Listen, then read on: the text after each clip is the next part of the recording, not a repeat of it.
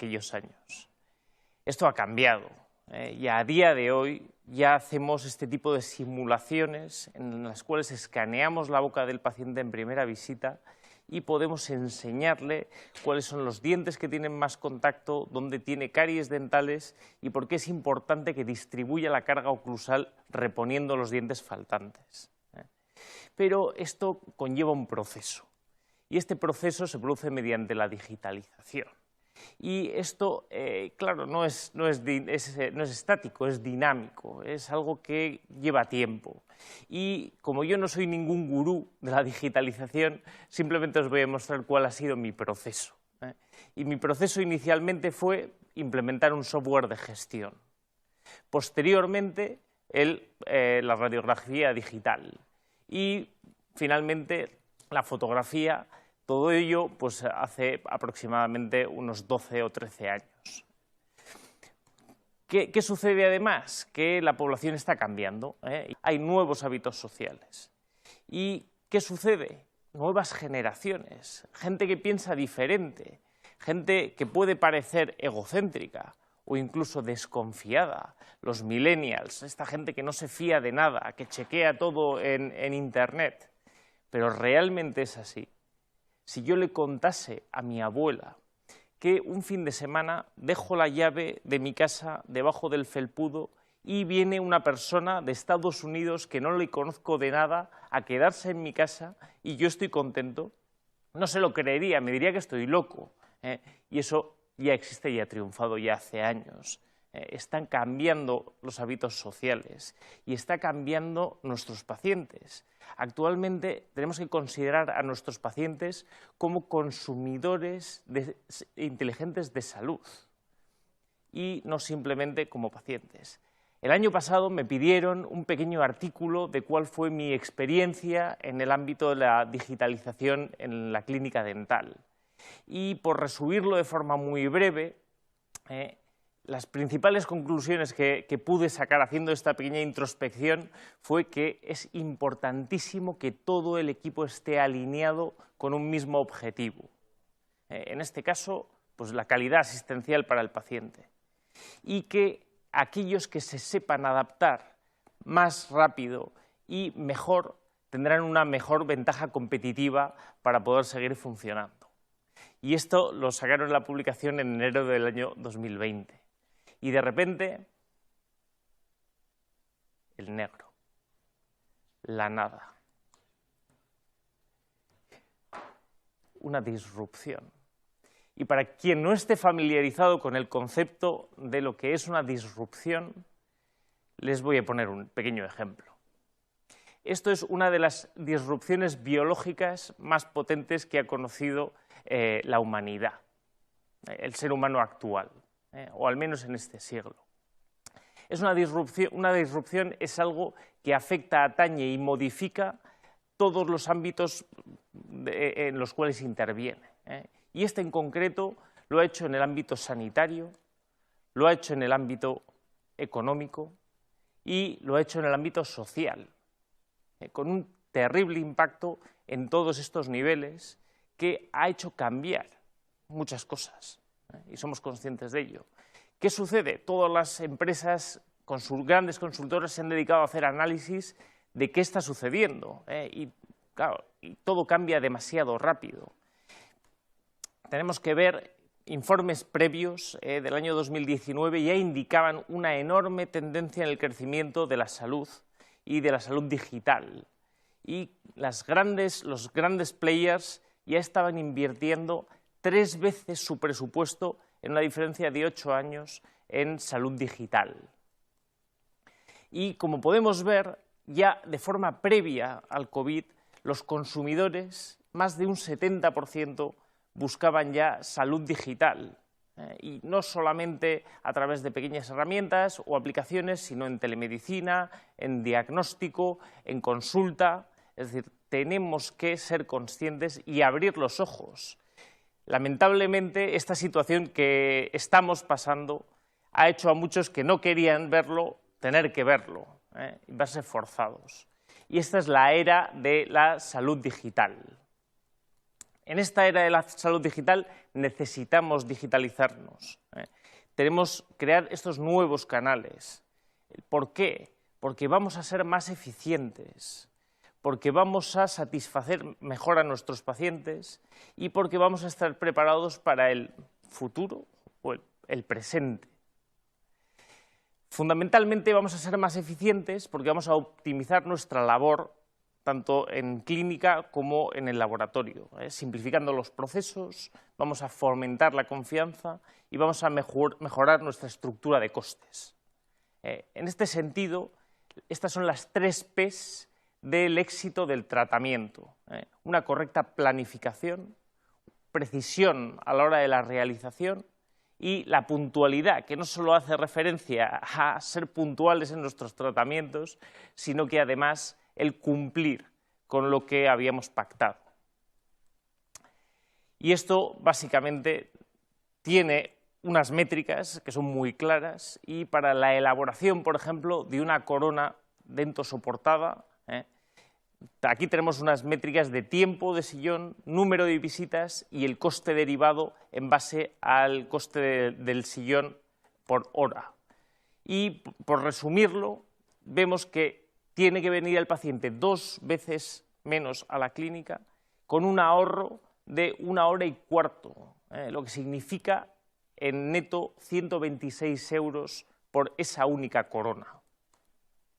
Además, tenemos que estar enfocados en satisfacer al paciente.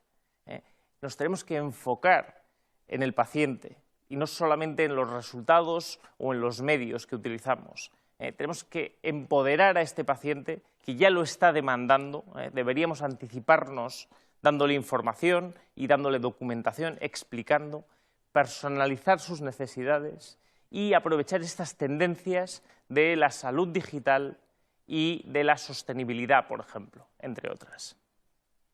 Esta demanda del mercado, ¿cómo generamos fidelidad? Pues con las 3 Cs, que es mediante confianza, mediante concienciación y mediante compromiso con nuestros pacientes, dado que, como hemos dicho antes, el paciente se ha transformado en un consumidor inteligente de salud. ¿Y qué herramientas disponemos? Pues el escáner intraoral nos permite tener herramientas emocionales con las cuales comunicarnos de forma más efectiva con nuestros pacientes.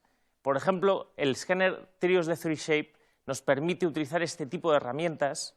Veía cómo hacemos una pequeña simulación sobre la boca de nuestro paciente en el que aplicamos unas carillas virtuales. Además, el Treatment Simulator permite demostrarle al paciente cómo quedaría su dentadura antes y después de ese tratamiento ortodóntico, en el que se ven esos pequeños movimientos y se le explica qué es lo que va a suceder. Todo esto sin necesidad de intervenir, sin ser invasivos sobre el paciente.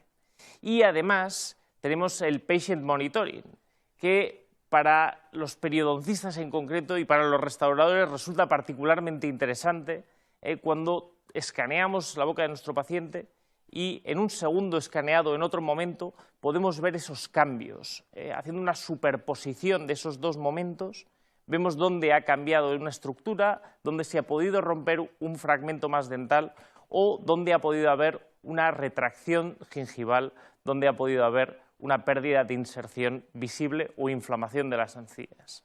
Esto no solo tiene aplicaciones con respecto a los propios pacientes, sino a nivel técnico, a nivel profesional, también podemos utilizarlo en investigación clínica. Y actualmente, dentro de nuestro equipo de investigación de Think Imperio Research, el doctor Regidor lidera varios proyectos, uno de los cuales es de tratamiento de recesiones gingivales con injertos mediante técnica de acceso apical o mediante tunelización. Y la aplicación del escáner intraoral en este tipo de circunstancias lo que permite es hacer un matching, una superposición de ambas situaciones clínicas y en las que podemos ver cómo ha evolucionado esa recesión y tomar mediciones clínicas. Es decir, no solo nos sirve a nivel de investigación, sino que se lo podemos mostrar al paciente también con referencias muy fidedignas de la evolución de ese tratamiento. Además, nos permite tomar mediciones que a nivel científico nos permiten publicar este tipo de resultados, por lo que tiene una validez científica real, dado que estas mediciones son muy precisas. Más precisas que las que podemos hacer de forma tradicional, analógica, que lo hemos hecho históricamente los periodoncistas con una sonda periodontal en la superficie radicular. También estamos realizando otros estudios de regeneración de defectos óseos mediante uso de un injerto halogénico en comparación con el injerto autólogo, en el que se escanea igualmente al paciente, y un proyecto de investigación del que estoy particularmente orgulloso, dado que forma parte de la tesis doctoral del doctor Eric Regidor, mi compañero y amigo, y lo hacemos en combinación con la Universidad del País Vasco, que es mi máter donde estudié odontología, y con resultados muy sorprendentes, dado que, pese a que consigamos salud perimplantaria, no es lo mismo obtener salud perimplantaria con este resultado que con este otro resultado clínico. Además, tenemos que estar preparados para el futuro, y no es tanto el futuro. Lamentablemente vivimos una pequeña distopía, es este presente ya, en el que el mundo está cambiando muy rápido. Y nos tenemos que anticipar a lo inesperado. Tenemos que disrumpir nuestro propio negocio. Si no matamos nuestro negocio y lo reconstruimos nosotros, lo hará el de enfrente. Y tenemos que prevenir la obsolescencia. Y por eso no solo invertir en software y en hardware, sino en protocolos, conocimiento e integración. Y ofrecer este servicio remoto, la telemedicina, por ejemplo, que sería muy sencillo con las herramientas que hemos visto hasta ahora, como con el Dent2Go, por ejemplo.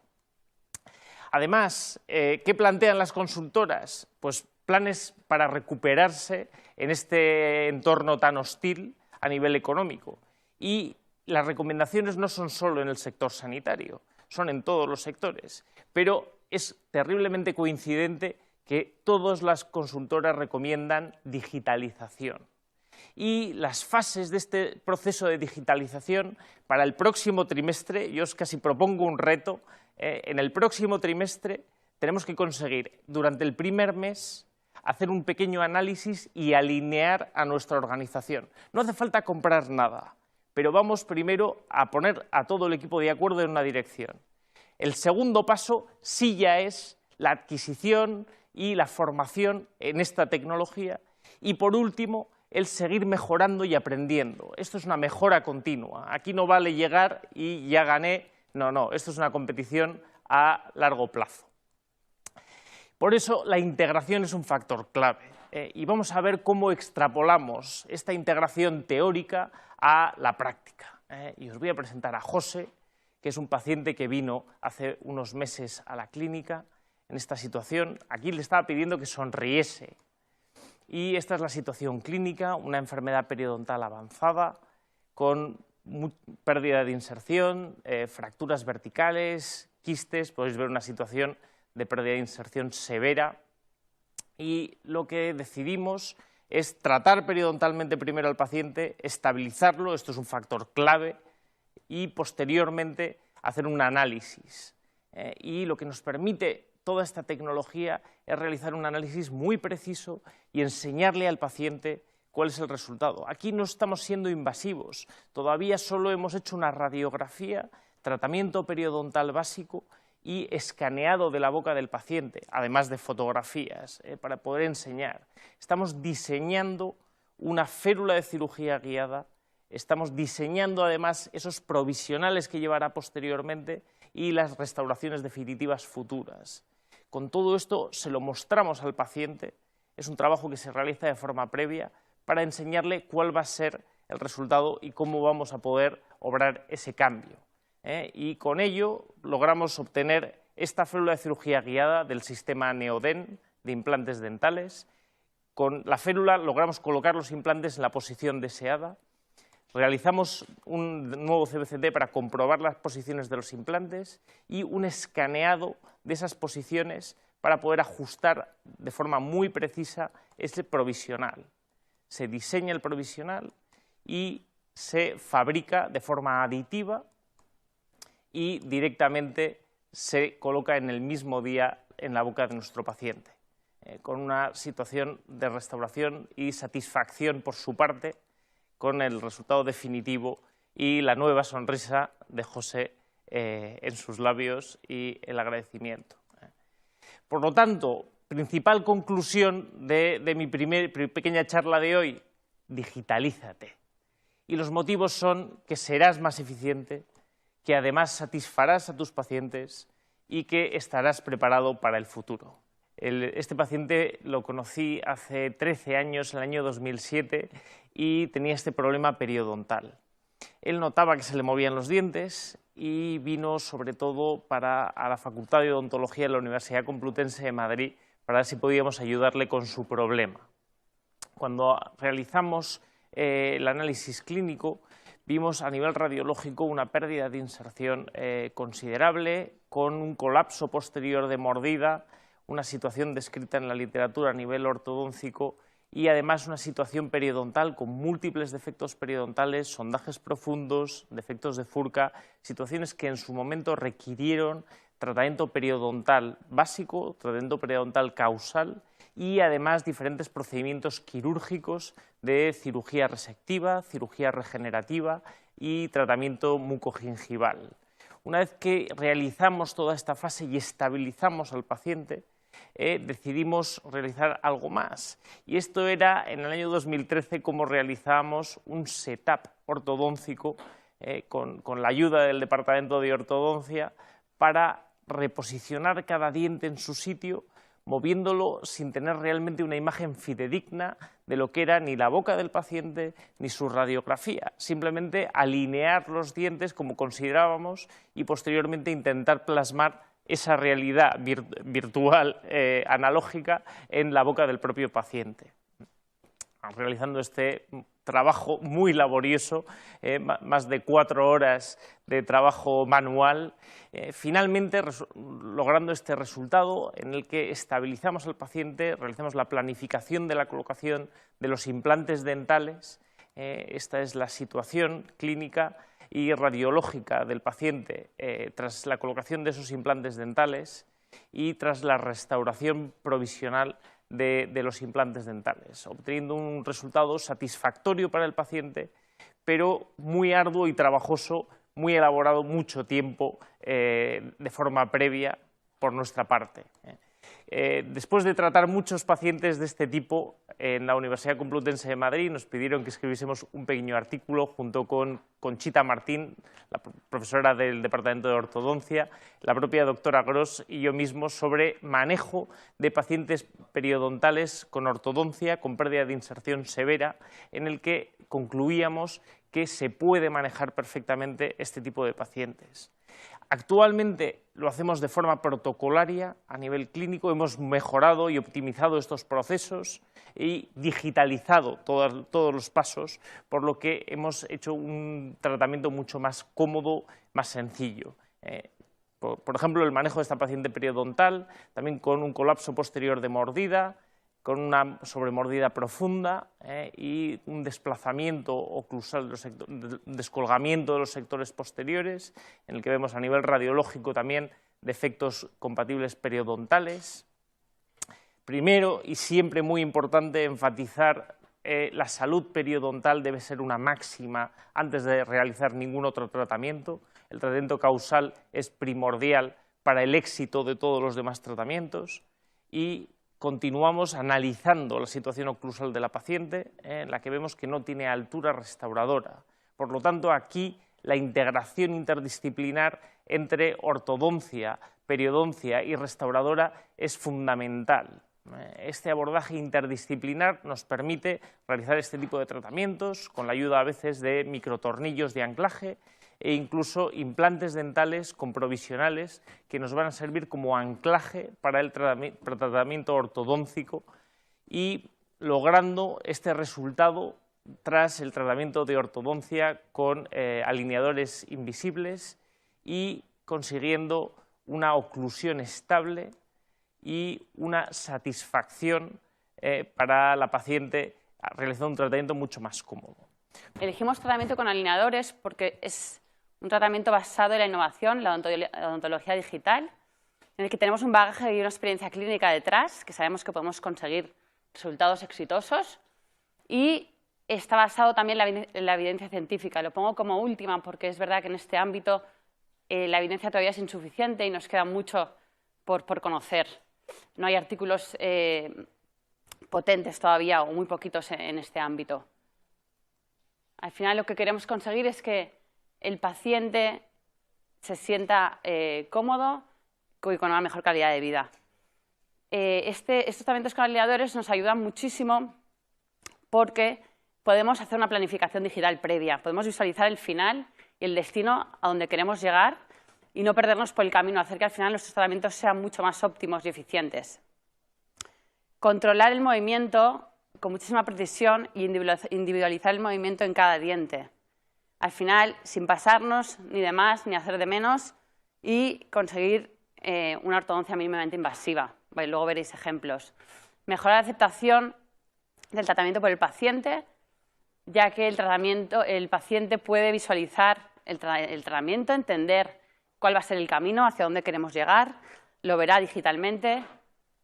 Podemos hacer varios setups virtuales antes de empezar con mucha facilidad y porque al final el paciente reclama estética, reclama comodidad, reclama higiene. Entonces nos vamos a adaptar a las situaciones de hoy en día y a lo que el paciente realmente pide. Está demostrado que facilita la higiene y que nos va a ayudar muchísimo en tratamientos interdisciplinares, como vais a ver ahora mismo. Os voy a mostrar casos en los que con ortodoncia convencional antes era mucho más complicado llevar a cabo estos tratamientos de abrir, cerrar espacios, de ausencia de dientes, de correcciones de planos oclusales y hoy en día lo tenemos mucho más fácil. El primer caso es un paciente que viene con un maxilar hipoplásico, con el maxilar comprimido, con dientes pequeños, agenesias, dientes microdónticos.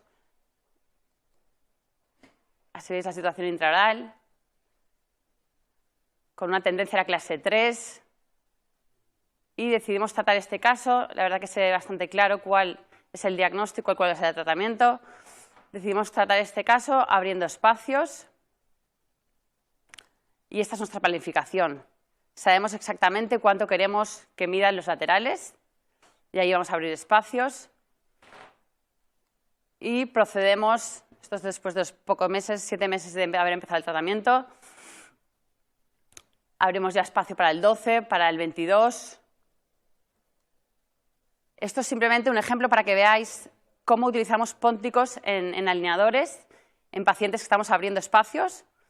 Y van comodísimos con ellos, estéticamente se ve bastante bien, la verdad que nos aprecia y no se lo sacan ni para comer. Tenemos el caso ya con los espacios abiertos y listos para colocar implantes. En cuanto antes podamos colocar el implante y el provisional sobre el implante, mucho mejor, el paciente va a ir más cómodo, realmente se podrá sacar el alineador para comer. Y en este mismo momento colocamos el implante del 22 y hemos hecho una pequeña reconstrucción teniendo el alineador en la clínica, simplemente añadimos un poquito de material en el 22 para que el paciente ya pueda ir cómodo cuando se quitan los alineadores. Esta es la colocación del implante. Colocamos el provisional. Y esta es la situación final del paciente, la sonrisa. Le hemos dado mayor apoyo labial, un maxilar y una sonrisa más llena, y una sonrisa consonante. Y hemos nivelado márgenes y extruido el sector anterior.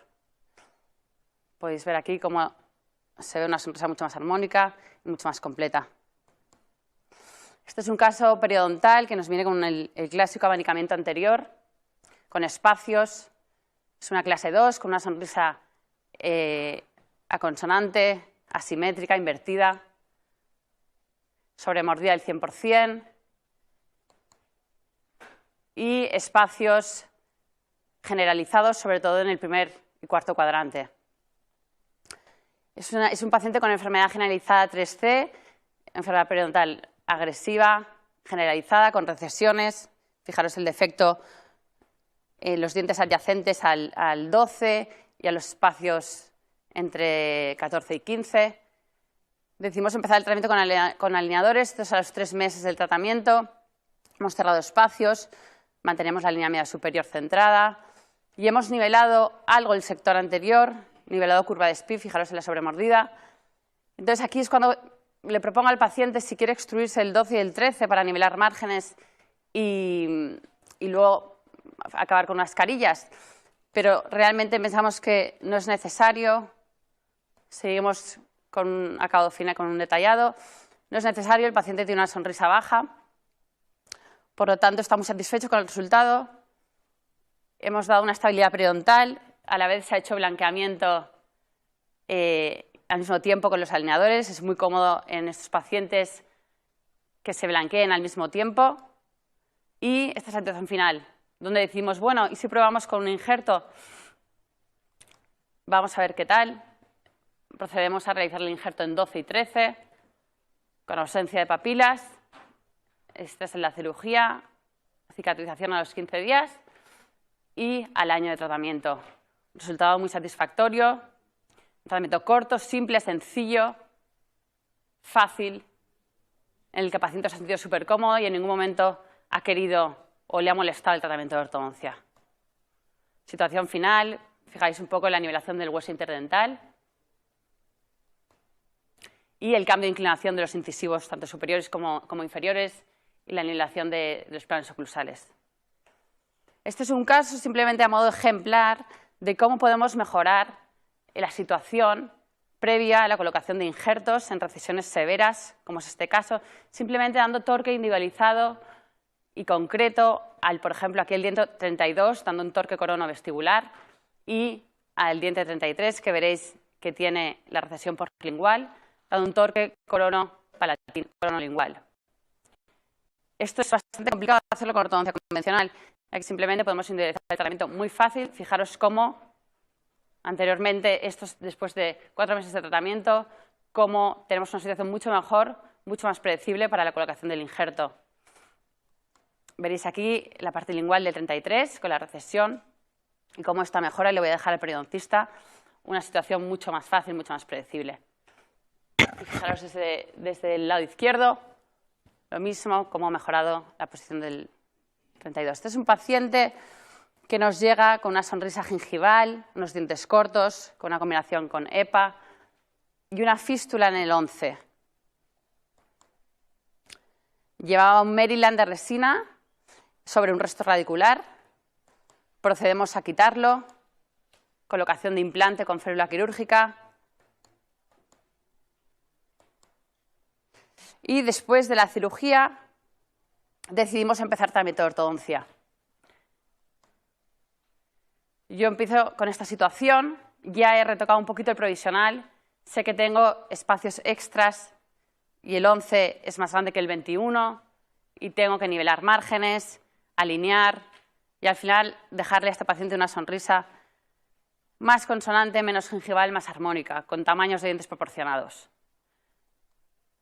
Durante mi tratamiento extruyo 12, 22, nivelo, alineo y voy haciendo un poco de stripping a medida que voy cerrando espacios en el 11, sabiendo que mi planificación digital ya me ha dado el tamaño exacto que quiero para que no haya discrepancias de Bolton con los dientes inferiores y con su oclusión. Esta es la situación final. Este fue un tratamiento light de 8 meses. Cambiamos el provisional y esta situación pre y post, todavía hemos de poner el definitivo. Y ojo porque durante la toma de medidas de definitivos, cambios de provisionales, es complicado mantener movimientos verticales, sobre todo que hacemos en ortodoncia, y mantener retenedores fijos durante estos cambios de provisionales a definitivos. Entonces yo me he guardado, incluso no le saqué todos los ataches porque voy a hacer una última tanda de alineadores porque ha habido algo de recibida y se han abierto espacios y demás, si os fijáis en la sonrisa del paciente. Así estamos ahora mismo. Y ya vamos a entrar en el último caso, una sonrisa también gingival, una mordida abierta, una cara larga, con incompetencia labial, falta de sellado, que llega ya con una historia de un implante fracasado en el 11 es biprotusiva y con esta situación de una prótesis fija, de un Maryland, y así empiezo ya la ortodoncia. Tenía un defecto severo en el 11 y decidimos quitar el Maryland, la prótesis fija, para que yo pueda mover estos dientes, cerrar la mordida, dar una sonrisa consonante, intentar extruir 21 y 12 para crear un poco de hueso y converger las raíces para intentar tener una situación mejor para la futura restauración del 11. Como veis, así procedo con el tratamiento de ortodoncia. Ella lleva un póntico también dentro del tratamiento dentro de los alineadores. Después de unos meses del tratamiento, como he retruido, yo he ido entre refinamientos, he ido extruyendo el 12, el 21 y he ido recortando un poco el borde incisal. Este es con el póntico que lleva de los alineadores. Y decidimos intentar volver a colocar un implante, el cual fracasa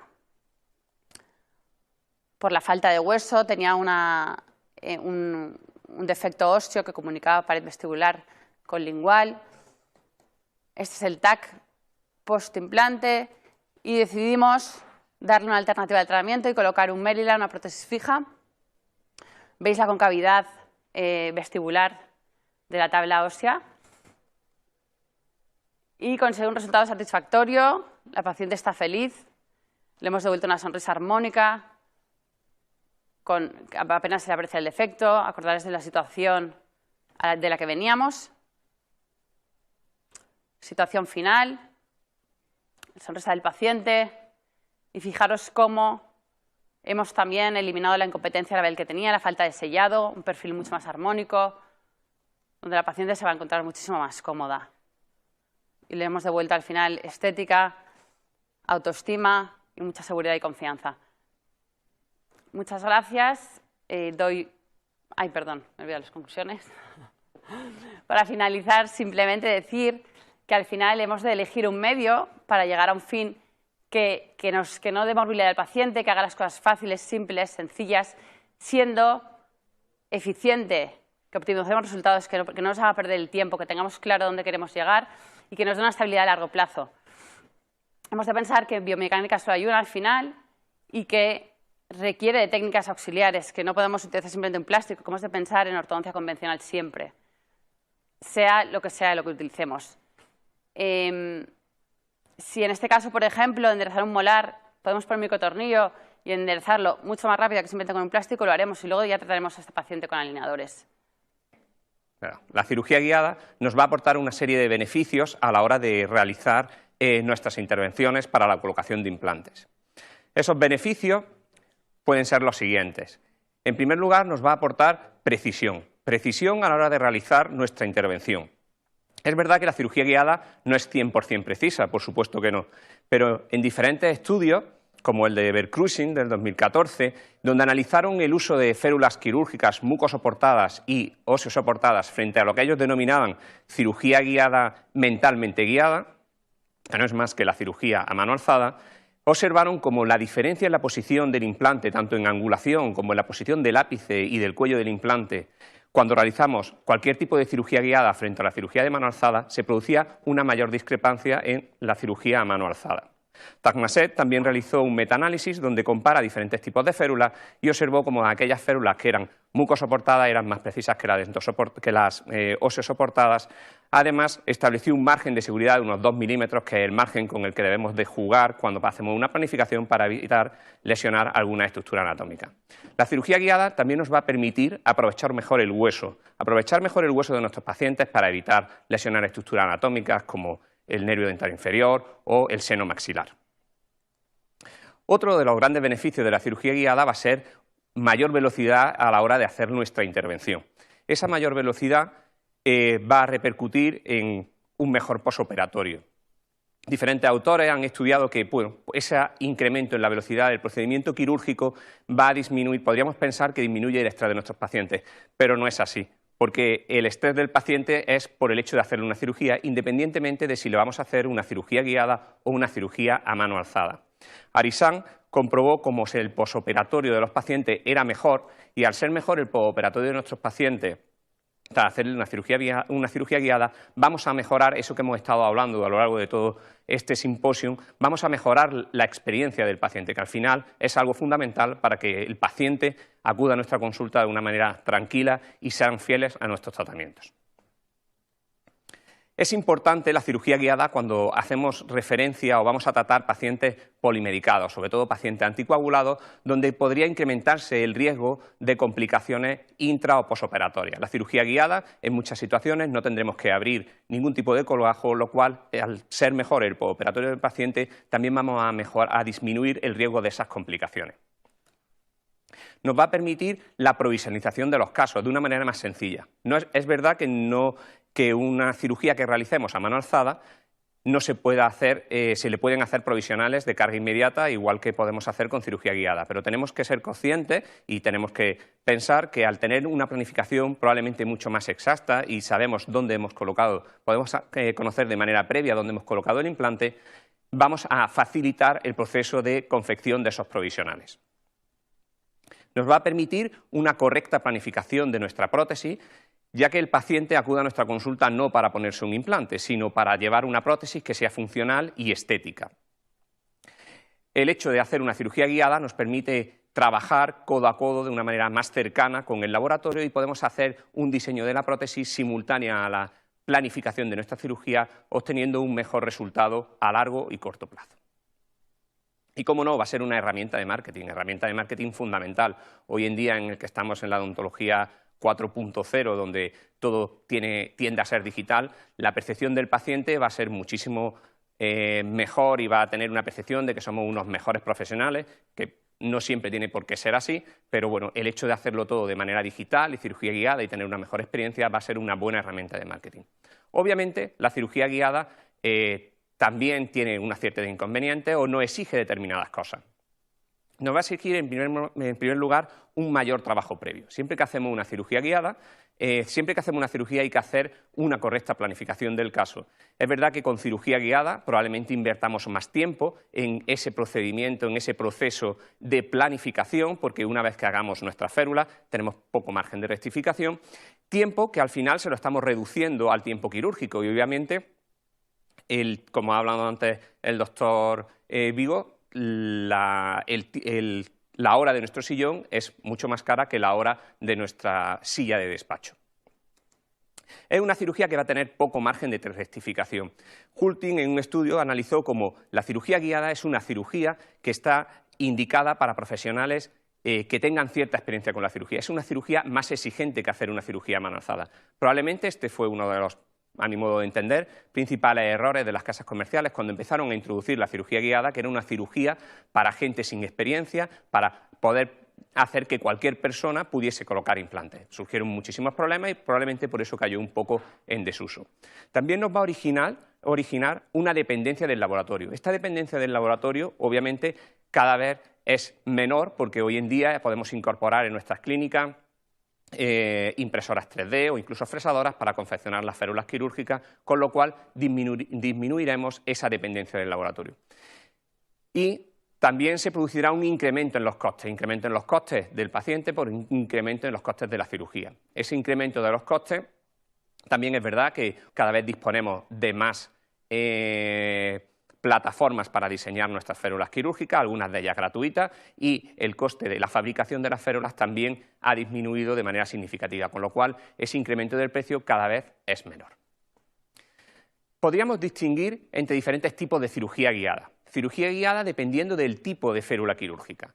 Férulas óseo-soportadas, mucosoportadas o dentosoportadas. Moon analizó la precisión de este tipo de férulas, llegando a la conclusión que las férulas más precisas son las dentosoportadas, seguido de las mucosoportadas y, por último, las óseo-soportadas. Raiko, en un reciente estudio, además analizó la precisión de las férulas dentosoportadas si hacemos una férula de arcada completa o una férula de media arcada. Es decir, puede hacer o bien una férula quirúrgica que vaya de la pieza 21 a la 27, o bien puede hacer una férula quirúrgica que sea la arcada completa desde la pieza 16 o 17 a la 26. Observó como siempre que hacemos arcadas completas vamos a conseguir una mayor precisión en la colocación de nuestro implante cuando nos referimos a la diferencia entre la planificación y la posición final del implante, tanto en angulación como en la posición del cuello y la posición del ápice del implante.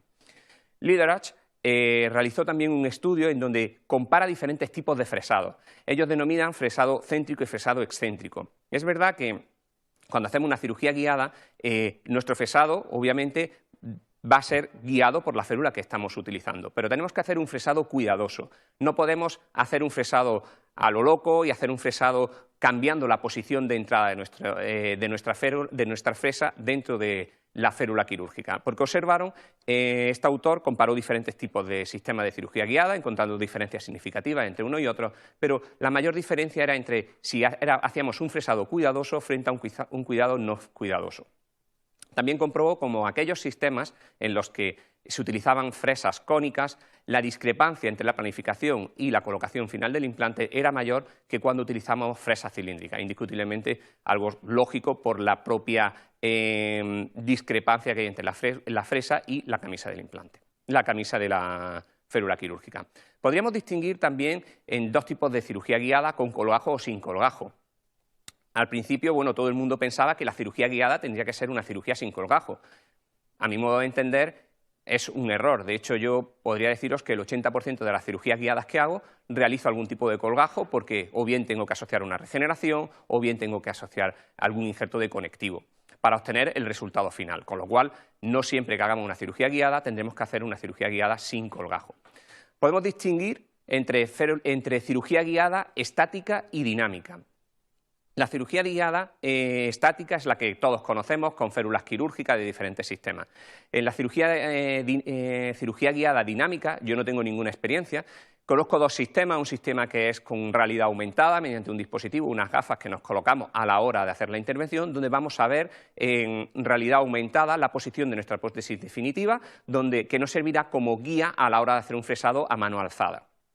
El otro sistema es mediante una serie de dispositivos que podríamos acoplar, que tenemos que acoplar tanto al contraángulo como a la cabeza del paciente, donde aparecerá una especie de diana con unas imágenes, diferentes secciones mesiodistales, vestibuloangulares, vestibulopalatinas y apicocoronales. Vamos a tener que acertar en esa diana con la posición de nuestra fresa. Es un sistema que no tengo ninguna experiencia, pero a priori me da la sensación de que bueno, tiene que tener una curva de aprendizaje importante, como todos los sistemas, y además creo que puede ser más difícil de utilizar por el simple hecho de que tenemos que trabajar mirando a la pantalla del ordenador. Cualquier pequeña variación en la densidad ósea de nuestro paciente va a podernos producir pequeñas variaciones en el fresado que van a repercutir en salirnos de esa diana que nos guía nuestro fresado. También podríamos distinguir entre cirugía guiada con carga inmediata y sin carga. No todos los pacientes o no todos los casos que tenemos que realizar hay que realizarle una carga inmediata. En aquellos casos en que sea necesario, el paciente nos exija o podamos obtener un mejor resultado, obviamente haremos esa carga inmediata que, gracias a la cirugía guiada, se simplifica frente a hacerlo con una cirugía a mano alzada. Al final, el objetivo siempre va a ser el mismo, colocar unos implantes protéticamente guiados, por lo que hemos comentado al principio. El paciente quiere unos dientes, quiere rehabilitarse la boca para tener algo que le sirva funcional y estéticamente. Sin esa premisa no podemos colocar implantes y la cirugía guiada nos aporta un gran beneficio para conseguir esa correcta posición. Sin más, os voy a presentar una serie de casos donde he intentado ilustrar un poco estos beneficios que quería resaltar de la cirugía guiada frente a la cirugía convencional. Presento un primer caso, un paciente que acudió a la consulta con la pérdida de la pieza 31 por un traumatismo acceso alveolar y tenemos una cresta estrecha. En este caso hicimos una planificación que hicimos con un buen amigo, técnico en Gijón, Fernando, en el laboratorio Prótesis Dental PS, donde hicimos una planificación de la cirugía guiada con el programa que yo utilizo, el Codiagnostic, y la pantalla que veis arriba es el programa de CAD/CAM que utiliza el laboratorio. Ellos mientras estaba modificando el diente, yo en tiempo real veo esas modificaciones en mi programa de planificación, pudiendo hacer pequeños ajustes en la posición de nuestro implante. Probablemente, a lo mejor en este caso no es tan crítico, pero sí es verdad que en caso de que tengan una alta demanda estética, poder trabajar codo a codo y en tiempo real con un laboratorio que esté fuera de nuestra localidad, como puede ser este caso, va a ser de gran ayuda. En este caso realizamos un injerto de tejido conectivo de la tuberosidad, que sabemos que nos aporta un tejido muy fibroso, para intentar mejorar los tejidos blandos alrededor de nuestro implante, que sabemos que es muy importante. Vamos a desepitelizar ese injerto de conectivo y esta es la situación tras el fresado. Este caso fue un caso que hicimos una cirugía guiada parcial porque colocamos un implante de 2,9 SDI muy estrechito que el sistema de cirugía guiada que yo utilizo, Codiagnostic, no permite colocarlo a través de la férula. Guiado, retiramos la fresa y colocamos nuestro implante. En este caso vamos a hacer una provisualización inmediata en base a esa planificación que habíamos hecho junto con el laboratorio PS. Vamos a fabricar el provisional fresado por técnica CAD/CAM en PMMA a Leipzig, en Alemania, y ese provisional nos lo mandan directamente a la consulta en Málaga.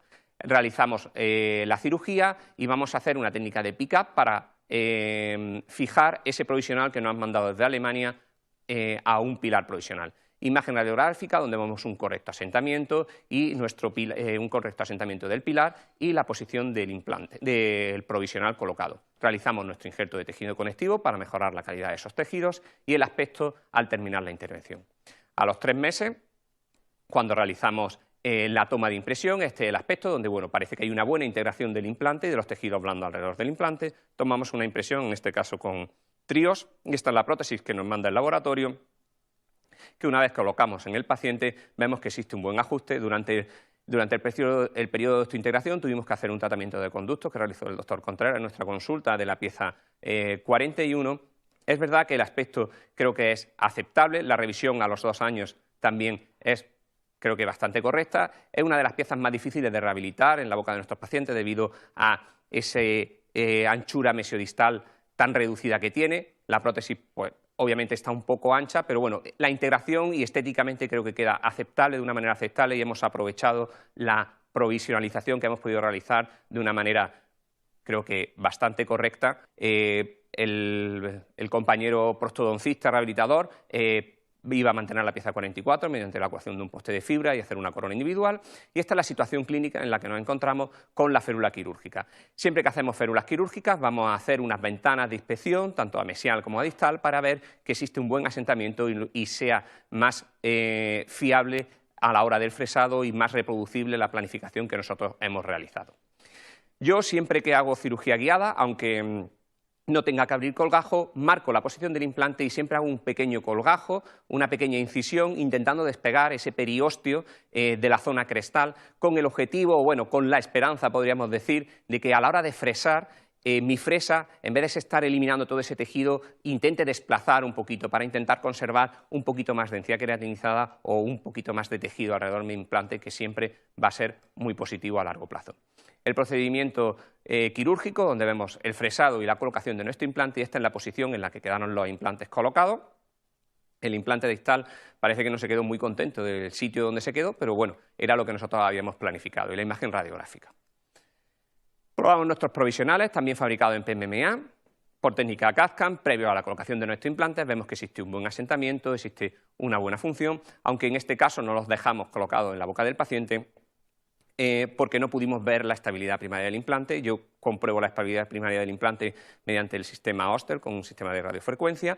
En este tipo de implantes no hay manera de colocar un SMART ahí dentro, con lo cual yo me quedo más tranquilo, le hicimos un puente provisional al paciente. Y este es el aspecto clínico rehabilitado por el doctor Acuña en Málaga, donde vemos la situación, que hay una estabilidad oclusal, hemos tenido un poquito de recesión a nivel del implante del 46, pero funcionalmente y estéticamente creo que están bastante bien aceptables. Angulada o esas situaciones donde queremos aprovechar el hueso remanente por parte del paciente. Tenemos que ser honestos con nosotros y con nuestros pacientes e indiscutiblemente colocar implantes angulados para evitar un seno maxilar o para evitar un nervio mentoniano,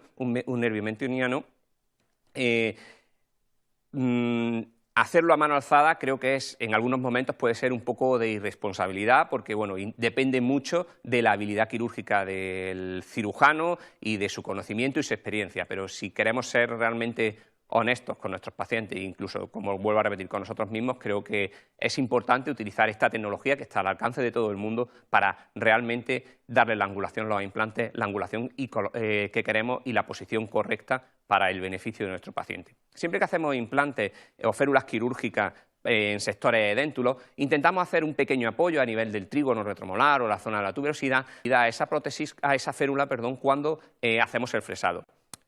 Trasladando un poco términos prostodónticos, podríamos decir que esto es una férula dentomucosoportada, pero al final sí lo que buscamos es una mayor estabilidad para que el fresado sea más preciso.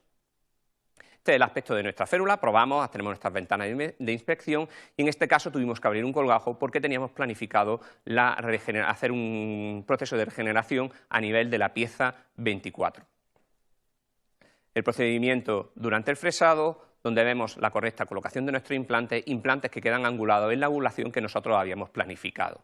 Sabemos que esta angulación, por diferentes autores, no va a repercutir en el éxito de los implantes angulados funcionan igual de bien que los implantes rectos. Además, la carga que sufre el hueso alrededor del cuello del implante es muchísimo mejor cuando angulamos ese implante a poner implantes rectos con un cantilever muy grande.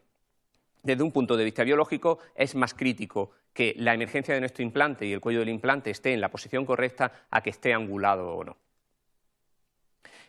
Una vez realizado el lecho quirúrgico, colocamos nuestros implantes y esta es la posición o el aspecto clínico una vez que hemos colocado los implantes. Vamos a hacer una colocación de los pilares definitivos, en este caso colocamos un pilar angulado de 30 grados en el sector posterior, pilar definitivo que vamos a dejar en la boca del paciente y en el implante 24 colocamos también un pilar definitivo de 2 milímetros. Sabemos por los estudios del doctor Galindo cómo debemos de intentar colocar esos pilares de al menos 2 milímetros, 2 milímetros y medio que van a mejorar el pronóstico de nuestro implante a largo plazo por una menor pérdida de hueso marginal. Vamos a realizar una regeneración ósea horizontal, en este caso pues, con hueso heterólogo de origen bovino y una membrana de colágeno reabsorbible. Intentamos siempre utilizar esa técnica de One Abandon, One Time, aunque parece, según un metaanálisis de Atien del año pasado, que no es una situación tan crítica el no retirar los implantes, pero indiscutiblemente nos encontramos más cómodos en una situación en donde los implantes están yuxta o incluso infraóseo, no estar haciendo muchas desconexiones durante las pruebas de las prótesis. Preferimos trabajar un poco retirado de esa zona de unión próxima al hueso. Este es el aspecto de la prótesis realizada por una compañera también de Málaga, la doctora Linares Recatala, donde observamos cómo existe un buen ajuste de la prótesis y cómo la emergencia de nuestros implantes es la correcta, la que tenemos planificado para un mejor éxito del tratamiento. La posición tridimensional de los implantes se puede realizar también a mano alzada, pero indiscutiblemente es mucho más sencillo realizarlo con una cirugía guiada que nos va a dar un resultado muchísimo más predecible. Un paciente que acudió a la consulta con ausencia de la pieza 26 y 27 y queríamos rehabilitar esta zona. En este caso realizamos una planificación que realizamos con el laboratorio Corus Innovaden de Juan Porras en Málaga, donde nos van a realizar un encerado virtual que nos realizan colocando las coronas del implante en la posición correcta. En la posición correcta es aproximadamente a la altura del LAC de la pieza 25 y 24. Mi objetivo en este caso era rehabilitar al paciente, un paciente joven, rehabilitarlo con una prótesis lo más ideal posible. No tenía suficiente hueso para colocar el implante, para poder estabilizar, le vamos a colocar implantes de 8 milímetros y tendríamos dos opciones. Por una parte, hacer una elevación de seno para conseguir una mayor cantidad de hueso disponible y poder colocar ese implante de 8 milímetros o hacer, como planificamos en este caso, hacer una regeneración con un pequeño componente vertical y un componente horizontal para que el perfil de emergencia de mi implante sea el correcto. No por un capricho, no por evitar una cerámica rosa, que a ese nivel me resulta indiferente, estéticamente no va a afectar al paciente, no por reducir la proporción corona radicular, que no creo que sea crítico en este caso en concreto, pero sí para disminuir las complicaciones biológicas de la pieza, sobre todo de la pieza 25, ya que si colocamos la corona donde se encuentra actualmente el hueso, se va a producir más empaquetamiento de alimentos entre la corona de nuestro implante y la corona del 25, que va a producir caries, va a ser incómodo para el paciente, producirá problemas periodontales y probablemente producirá algún problema de perimplantitis en nuestro implante. Tenemos que intentar hacer una correcta planificación para el éxito a largo plazo de nuestros pacientes. Este es el aspecto cuando colocamos la férula quirúrgica, realizamos nuestro fresado y esta es la posición en la que quedan nuestros implantes, aproximadamente a 2 milímetros de la pieza 25. Indiscutiblemente, esta situación podemos hacerla a mano alzada, pero estaréis todos conmigo que es mucho más difícil conseguir esa posición sin ningún tipo de guía, donde tienes que estar fresando, saber que tienes que fresar 2 milímetros menos, comprobar la angulación. De esta manera, la cirugía guiada nos simplifica mucho el procedimiento quirúrgico, nos da mucha velocidad, que al final podremos emplear todo ese tiempo que eliminamos de la colocación del implante, emplearlo en la técnica regenerativa. Vamos a hacer una regeneración, en este caso una mezcla de un hueso autólogo del paciente, obtenido mediante un piezo Sargey, con una mezcla de hueso heterólogo de origen bovino. Colocamos una membrana de PTF fijada con chincheta y el aspecto radiográfico y clínico tras la intervención. A los 8 meses levantamos esa membrana, vamos a ver la estabilidad del implante para ver si está osteointegrado y vamos a realizar un injerto de tejido conectivo con una pequeña banda de encía queratinizada para aportar un mejor tejido alrededor de nuestro implante y que el pronóstico a largo plazo del mismo sea mejor. Esta es la cicatrización de los tejidos y la situación cuando tomamos la impresión, en este caso con el escáner de Dental Wings, un modelo más antiguo, donde vemos a la derecha como el tejido blando, conforme pasa el tiempo, va madurando y tiene un mejor aspecto. Esta es la situación clínica en la que nos encontrábamos, donde vemos la reabsorción que se ha producido, tanto a nivel de la zona vestibular como de la zona palatina. El resultado obtenido obviamente no es de un 100%, pero un resultado que creo que puede ser digno. Hemos conseguido colocar las coronas más o menos en la posición que nosotros queremos.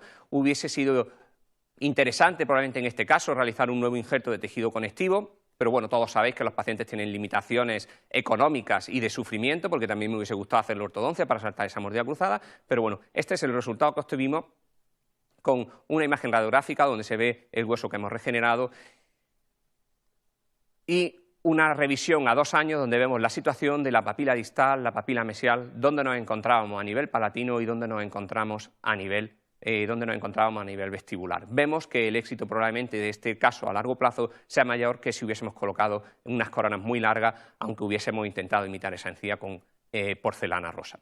El último caso que os quería presentar es un caso donde vamos a intentar ver cómo la cirugía guiada nos ayuda en los tratamientos multidisciplinares, como hemos visto antes con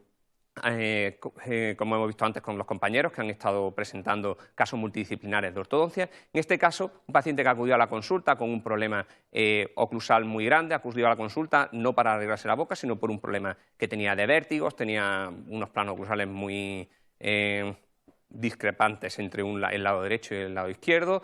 Tras controlar los problemas de vértigo y de dolor de cabeza que tenía la paciente y de cervicales mediante el uso de férulas quirúrgicas, en 2 años la paciente estaba completamente controlada, había desaparecido toda esa sintomatología. Hacemos una planificación, en este caso hacemos una planificación con con el DSD y hacemos una planificación porque al paciente queremos hacerle un tratamiento ortodóntico, en este caso con ClearCorrect. Esta planificación que hemos realizado tanto con el ClearCorrect como el diseño prostodóntico que queremos realizar, lo mandamos al laboratorio. Tenemos la suerte en este caso de trabajar con el laboratorio Oral Design de Lugo, con Javier Pérez y con Beatriz Vega. Ellos nos hacen un encerado virtual, nos mandan los modelos STL de ese encerado virtual que nosotros vamos a incorporar al programa de Codiagnostics para hacer nuestra planificación. En la pantalla podéis ver un modelo amarillo, un modelo verde, un modelo violeta y un modelo rojo. El modelo rojo es el encerado virtual que nos han hecho en el laboratorio Oral Design. El modelo amarillo es el modelo de nuestro paciente y el modelo azul el violeta es el aspecto con los provisionales que lleva actualmente el paciente. Nosotros vamos a hacer toda nuestra planificación en base al modelo rojo, pero la concepción de la férula quirúrgica la haremos en base a ese modelo verde porque nosotros necesitamos que nuestra férula encaje perfectamente en la situación actual del paciente. Este es el aspecto de nuestra férula quirúrgica.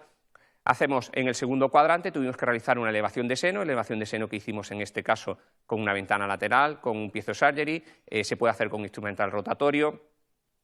Jordi en el 2018 hizo una revisión donde observa que hay un 8% de riesgo de perforación de la membrana del seno con instrumental piezoeléctrico frente a un 24% con instrumental rotatorio. Me parecen unos porcentajes muy altos, pero bueno, todos estaremos de acuerdo en que el instrumental piezoeléctrico disminuye de manera significativa el riesgo de perforación de la membrana de Schneider.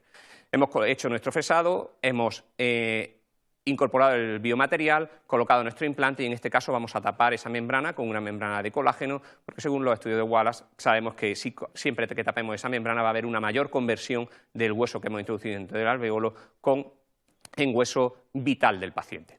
En el primer cuadrante vamos a realizar nuestro fresado y vamos a obtener el mismo resultado que habíamos tenido en la planificación, que es una dehiscencia de aproximadamente toda la longitud del implante en el implante de la pieza 13. Tras colocar nuestro implante, vamos a hacer una técnica de regeneración ósea horizontal, similar a la técnica de Only One, donde vamos a realizar, en vez de utilizar hueso halógeno, vamos a utilizar un hueso autólogo del paciente, colocaremos una capa de hueso heterólogo de origen bovino y fijaremos una membrana de colágeno reabsorbible. Esta es la situación actual donde se encuentra el paciente, esperando a que se integren esos implantes para colocar unos provisionales de la posición definitiva que a la que queríamos llegar y utilizar esos mismos implantes como anclaje a la hora de hacer la ortodoncia.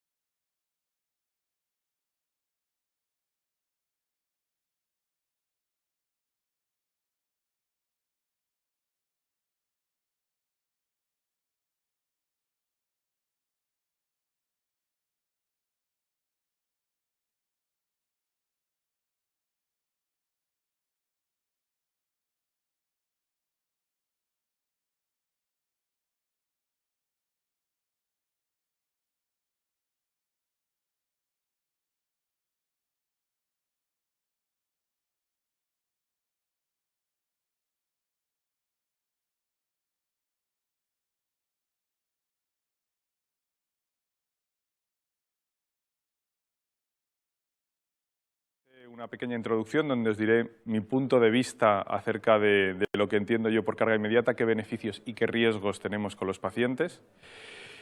La literatura, qué es lo que dice o en qué nos ayuda a poder tratar a esos pacientes mejor. Veremos un caso clínico para que veáis la secuencia desde el principio hasta el final, siguiendo también un poco con los pasos durante el proceso de carga inmediata y, lógicamente, al final terminaremos con unas conclusiones para intentar tener las cosas algo más claras. Normalmente, cuando hablamos de carga inmediata, para mí va asociado a implantes inmediatos. Cuando un paciente no tiene dientes, tiene una prótesis parcial removible y lleva un tiempo sin ellos, creo que con los sistemas de implantes y las superficies que tenemos ahora, el tiempo de espera de osteointegración es tan pequeño que se puede trasladar un poquito más. Por lo tanto, cuando hablo de carga inmediata es porque voy a extraer un diente y voy a poner un implante inmediatamente para poner el diente, ¿no? Entonces, lo que sí hemos cambiado en los últimos años por los distintos diseños de los implantes y que me ha ido ayudando es que poco a poco vemos que los implantes nos han ayudado a tratar mejor a las pacientes. Lo que estamos haciendo ahora es que con estos nuevos diseños podemos también hacer implantología inmediata en zonas donde antes era algo más complicado. Estábamos muy acostumbrados a zonas de sector anterior o zonas donde los dientes tienen una raíz más pequeña y no tanto en la zona posterior, y esto ahora ha cambiado nuestro día a día y sí que nos da una inmediatez a la hora de trabajar en un solo acto quirúrgico a los propios pacientes.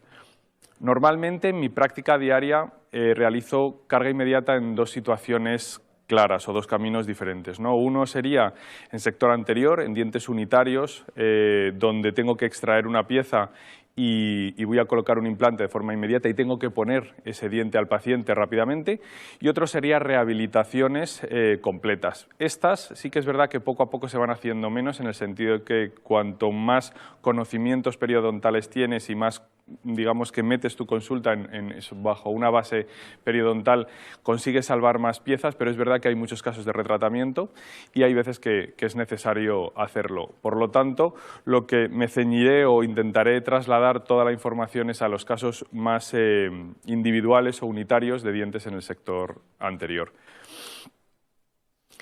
Cuando Cuando yo hablo de carga inmediata o cuando tengo el concepto de carga inmediata en mi cabeza, es un concepto que no me gusta mucho en cuanto a que es algo que voy a hacer en el paciente y no voy a controlar. Es decir, dependo del paciente en ese tratamiento y no me gusta estar en esa situación. En una carga inmediata lo que yo voy a hacer es que voy a colocar una prótesis provisional en el momento más delicado del implante, es decir, en el momento en el que yo coloco el implante y se va a producir la osteointegración. Por lo tanto, depender en ese momento del paciente es un riesgo que no me gusta estar en esa situación. La cosa está en que a día de hoy el hecho de hacer una carga inmediata me da una serie de beneficios que cuando yo los pongo en la balanza hacen que lleve más de 10 años realizando este tratamiento y asumiendo esos riesgos porque esos beneficios son superiores a los riesgos que tengo que hacer. Por supuesto, es muy importante la selección del caso y la selección del paciente y eso poco a poco me lo ha ido dando la experiencia, ¿no? Lo que sabemos es que cuando nosotros extraemos un diente se van a producir una serie de procesos biológicos en esa zona. Están perfectamente descritos. En el momento en el que nosotros hacemos una extracción se produce un sangrado, un coágulo, ese tejido va a ir cambiando, va a ir evolucionando hasta que termina de cicatrizar y se convierte en hueso maduro y rellena ese agujero que hemos dejado al hacer la extracción. Eso está descrito por Linde en su fantástico libro y por literatura más clásica como Amler en 1969.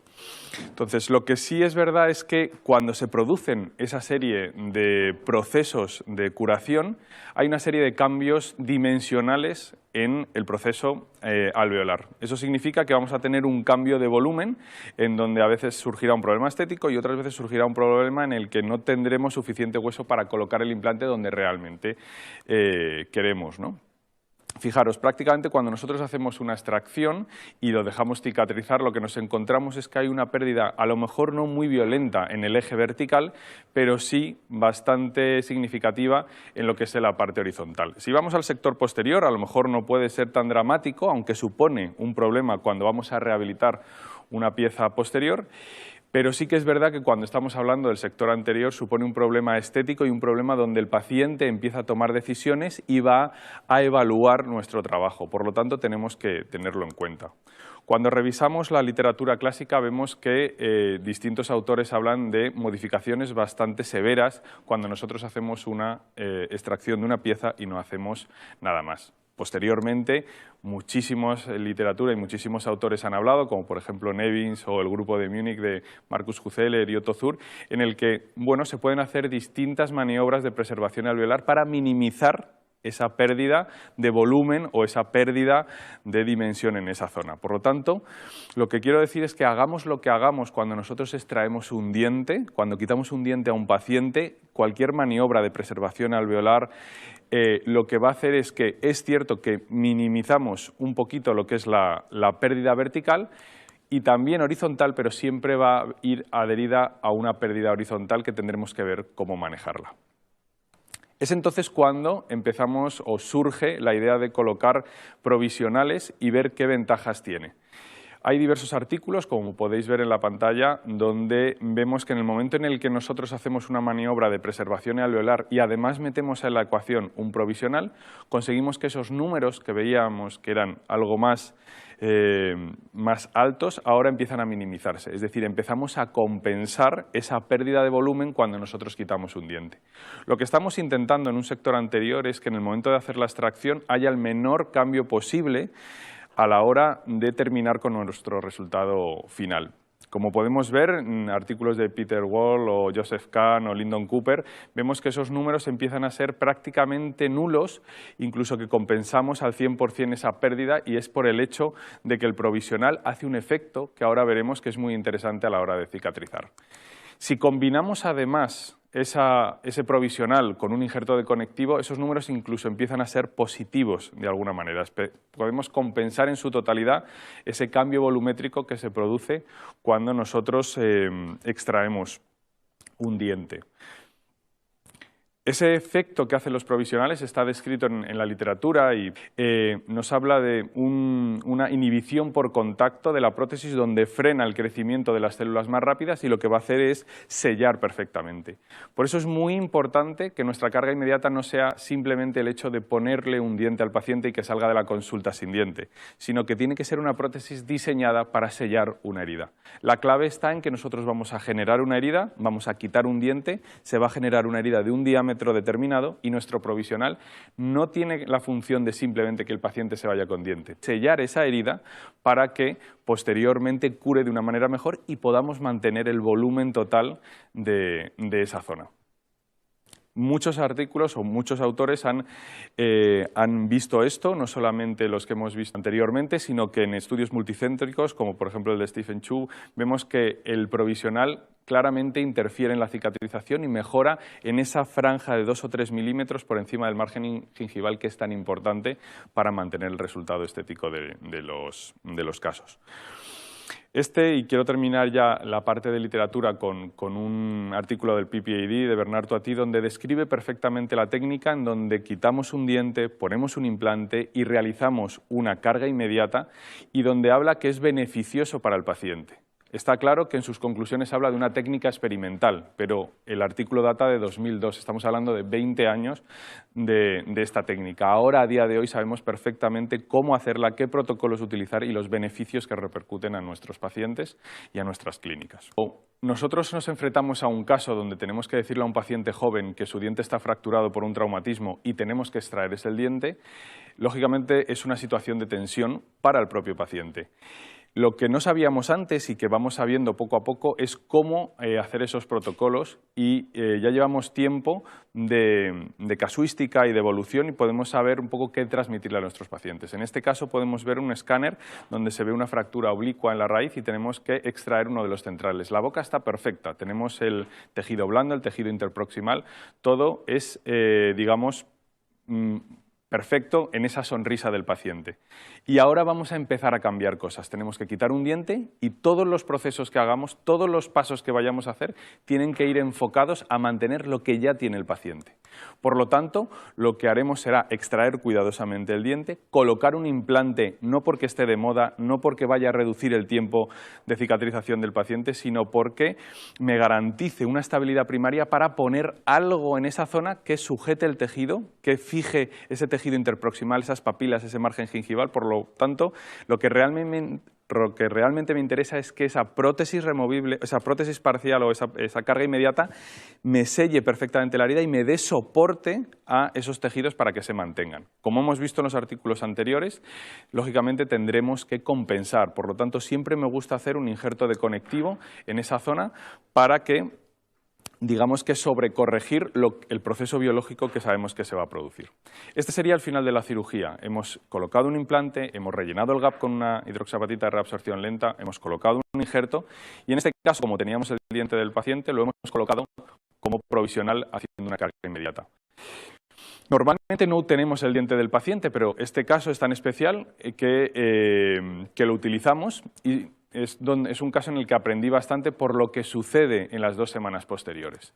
Si vemos la fotografía 2 semanas cuando viene el paciente a retirar la sutura, y os pongo más grande esta foto, esto es 2 semanas después de que el paciente le haya quitado el diente, le haya colocado un implante, le haya hecho un injerto de conectivo y le haya hecho una carga inmediata. Posiblemente es una de las mejores cicatrizaciones que he visto y es posiblemente una de las mejores cicatrizaciones que tengo para enseñaros. Pero también es verdad que es la vez que hice el mejor provisional, la mejor carga inmediata de mi vida. Y la respuesta de los tejidos es así, es perfecta. Por lo tanto, lo que quiero decir es que el diseño de la prótesis, el diseño de esa carga inmediata, está totalmente ligado al resultado o a la cicatrización de los tejidos y el resultado estético. Por lo tanto, es algo que tenemos que tener en cuenta, intentar cambiar el chip de que una carga inmediata no es solamente que el paciente salga con dientes de la consulta, sino que es una herramienta para ayudar a cicatrizar los tejidos exactamente donde nosotros queremos.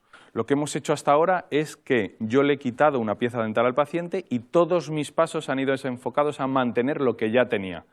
Por lo tanto, este sería el resultado 3 meses después, donde todo está mantenido y el perfil de emergencia es una copia exacta de lo que tenía el paciente 3 meses anteriores. Cuando en la facultad explico a los alumnos más o menos lo que ronda por mi cabeza cuando estoy haciendo una cirugía, es más o menos este esquema. El control horizontal, es decir, esa pérdida de volumen a nivel horizontal, lo voy a hacer quirúrgicamente. ¿Cómo? Bueno, pues horizontalmente yo entre el implante y la tabla vestibular tendré un espacio, se llama gap, y lo voy a rellenar con un biomaterial de reabsorción lenta para que ocupe ese espacio y minimizar la pérdida. Y además, como sé que voy a perder, voy a hacer un injerto de conectivo para compensar eso. Todo eso lo voy a hacer en ese eje horizontal, lo voy a hacer de forma quirúrgica. Necesito tener un control quirúrgico para atacar por ese área. ¿Qué es lo que pasa a nivel vertical? ¿Qué es lo que pasaría si yo no pongo un provisional? Bueno, pues que cicatrizaría de otra manera, las papilas se retraerían y el margen gingival tendría que recrearlo posteriormente. Por lo tanto, lo que voy a hacer es que voy a tener un control protésico. Voy a hacer una carga inmediata, un provisional perfectamente diseñado para que soporte la punta de las papilas y mi margen gingival. Con esto lo que conseguimos es recrear la estética perfectamente del paciente. Conseguimos que parezca un diente natural donde toda la parte de la encía se ha mantenido y todos los pasos han ido enfocados a mantener la estética de ese paciente. ¿Cómo evoluciona? Pues ya lo podéis ver. 10 años después lo que vemos es que los tratamientos y esos protocolos que estamos haciendo funcionan en nuestros pacientes. La estética se mantiene. El hecho de haber quitado un diente y haberme peleado por mantener lo que tenía el paciente, no solamente lo consigo, sino que lo mantengo a lo largo del tiempo y eso es lo que buscamos en nuestros pacientes. Para hacer un esquema en un lenguaje que nos sea común a todos y cotidiano, cuando nosotros quitamos un diente y hacemos un implante inmediato, podemos hacer varias cosas en ese paciente. Uno sería la carga inmediata, uno sería poner un diente pegado a los dientes de al lado, un provisional tipo Maryland o un puente de fibra de vidrio, y el otro es poner una prótesis parcial removible, una especie de aparatito que se quita y se ponga el paciente. Prácticamente para el dentista el esfuerzo es muy distinto. Una carga inmediata supone un tiempo de sillón en el momento quirúrgico donde le acabas de quitar un diente al paciente y acabas de hacer una cirugía de implante. Normalmente, en media, más o menos, depende lógicamente del profesional, pero conlleva en tiempo casi el doble, que es lo que sería colocar el implante. Es decir, un implante inmediato es muy fácil de colocar en tiempo. Es verdad que se puede complicar, pero la carga inmediata requiere una serie de pasos que te van a llevar un esfuerzo en el momento de hacerlo. Un provisional tipo Maryland o fibra de vidrio requiere menos tiempo, menos preparación y podría ser algo más sencillo de hacer, y una prótesis parcial removible desde luego es dárselo al paciente y que se lo vaya colocando, por lo tanto es bastante sencillo. Todo este simposium y la idea de Straumann era enfocar el punto de mira en el paciente y creo que es muy interesante porque ese esfuerzo que tiene el dentista nada tiene que ver con la sensación del paciente. El paciente, cuando tú le pones un provisional que está estable, que está fijo, está completamente cómodo los tiempos de espera de osteointegración. Sin embargo, con una prótesis removible, que no te ha llevado nada de tiempo colocársela al paciente, que se la das y que se apañe como pueda, el problema es que esos 2 o 3 meses ese paciente está incómodo, va muchas veces a la consulta, le genera problemas y cuando empieza a estar acostumbrado a ese aparato que a veces le imposibilita hablar correctamente o comer como Dios manda, muchas veces es ya el momento en el que hay que pasar a la prótesis definitiva. Pero independientemente de esto, si vemos el dentista y vemos el paciente, prácticamente, si vemos las imágenes, nos interesaría más un provisional tipo Maryland o la parte del centro. Pero también es muy importante lo que hemos estado viendo durante esta mañana y es el enfoque de la consulta. Al final, realmente hacer una prótesis parcial removible supone un esfuerzo al final del tratamiento. Es decir, yo voy a tener que hacer una segunda cirugía, voy a tener que adaptar el provisional, hacer un perfil de emergencia para terminar la prótesis. Todos los que hemos hecho un Maryland o un puente de fibra sabemos el lío que supone en consulta despegar, pegar. Cuando lo vuelves a pegar lo pegas de una manera más no tan fuerte, se te despega, el paciente viene, por lo tanto es un drama muchas veces para la gestión de clínica el tratamiento de una prótesis removible adherida a los dientes adyacentes. Sin embargo, cuando esa carga inmediata ha hecho su función, prácticamente ha pasado el tiempo de osteointegración, ahora la cosa cambia, ya has hecho todo lo que tenías, el esfuerzo lo hiciste el primer día, el paciente pasó por ello, era el día grande, era el día en el que quitábamos el diente, que colocábamos el implante y y todo estaba preparado para ello. Y todo lo demás ha sido mucho más sencillo y lo que me encuentro es 2 o 3 meses después una situación donde todos los tejidos están exactamente como yo quería. Yo me he peleado el primer día por ello y ahora ya tengo los deberes hechos. Por lo tanto, en cuanto a gestión de citas y clínica, es muchísimo más sencillo a la hora de trabajar cuando una carga inmediata termina la fase de osteointegración. Para que veáis un poco cómo generamos ese protocolo, vamos a ver un caso clínico que es un caso en el que vamos a hacer un tratamiento restaurador en un paciente que tiene una corona en el 21 y un pequeño diastema. Entonces, muchas veces cuando vamos a manejar un sector anterior, lo que hacemos es planificarlo, diagnosticar un poco los problemas que pueden surgir y cómo podemos ese diastema, en este caso, distribuirlo en una situación que sea más favorable para que estéticamente consigamos un resultado mejor. Colocamos los dientes en una posición más favorable, hacemos un mock-up para simular e involucrar al paciente en los tratamientos estéticos y nos ponemos a rehabilitar ese caso con carillas en el sector anterior y el cambodio corona en el 21. Cuando nos llevamos o levantamos la corona, vemos que ese diente está en una situación que no es rehabilitable, tiene un pronóstico malo al estar fracturado en la parte palatina y debemos extraerlo y cambiarlo por un implante. ¿Qué es lo que vamos a hacer en este caso? Bueno, pues vamos a hacer como en el caso anterior, extraer esa pieza, pero manipular la zona de tal manera que lo que está perfectamente, ese hueso y ese tejido, intentar mantenerlo exactamente en esa posición.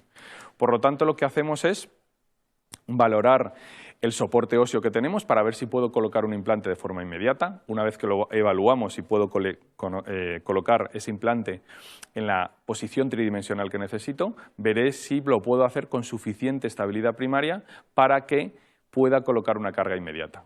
Me interesa más colocar la carga inmediata que el propio implante. Yo lo que necesito es algo físico que sujete ese tejido que yo ahora voy a dejar sin soporte al quitar el diente. Hacemos la extracción, lógicamente la extracción tiene que ser lo más atraumática posible. Si tú ya empiezas a meter el botador o el forceps y empiezas a romper o a empujar papilas, posiblemente ese tejido no vuelva a su posición.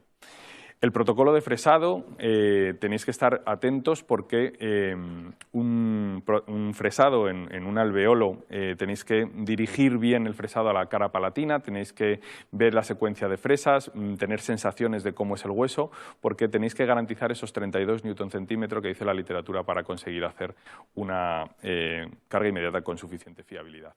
El diseño del implante, lógicamente, es importante y la longitud también, en función de la raíz que vayamos a extraer y cómo vayamos o dónde vayamos a colocar ese implante. En este caso se colocó un implante BLX de 3,75, SL Active, donde vamos a colocarlo en la parte palatina y buscando una posición donde la emergencia salga en la cara palatina del diente. Y todos los pasos después de colocar ese implante con suficiente estabilidad primaria van a ir enfocados a construir un diente falso, un provisional que selle esa herida, es decir, que cicatrice como yo quiero y que le dé ese soporte del que estábamos hablando.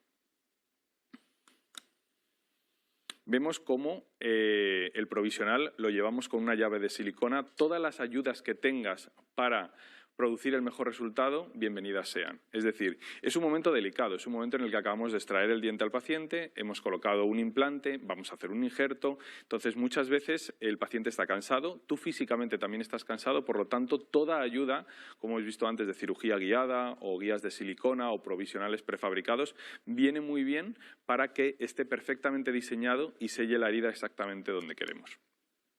Veis cómo prácticamente empezamos a crear ese provisional y trabajaremos en la parte subgingival intentando no presionar esa zona. Hay dos partes claves aquí. Una sería el perímetro de esa restauración, que tiene que sellar perfectamente la herida, tiene que ser un tapón que selle el alveolo que deja ese diente y, lógicamente, un perfil de emergencia que no genere presión por dentro. En esa parte subgingival, cualquier tipo de presión puede hacer que ese tejido cicatrice de una manera que no queremos.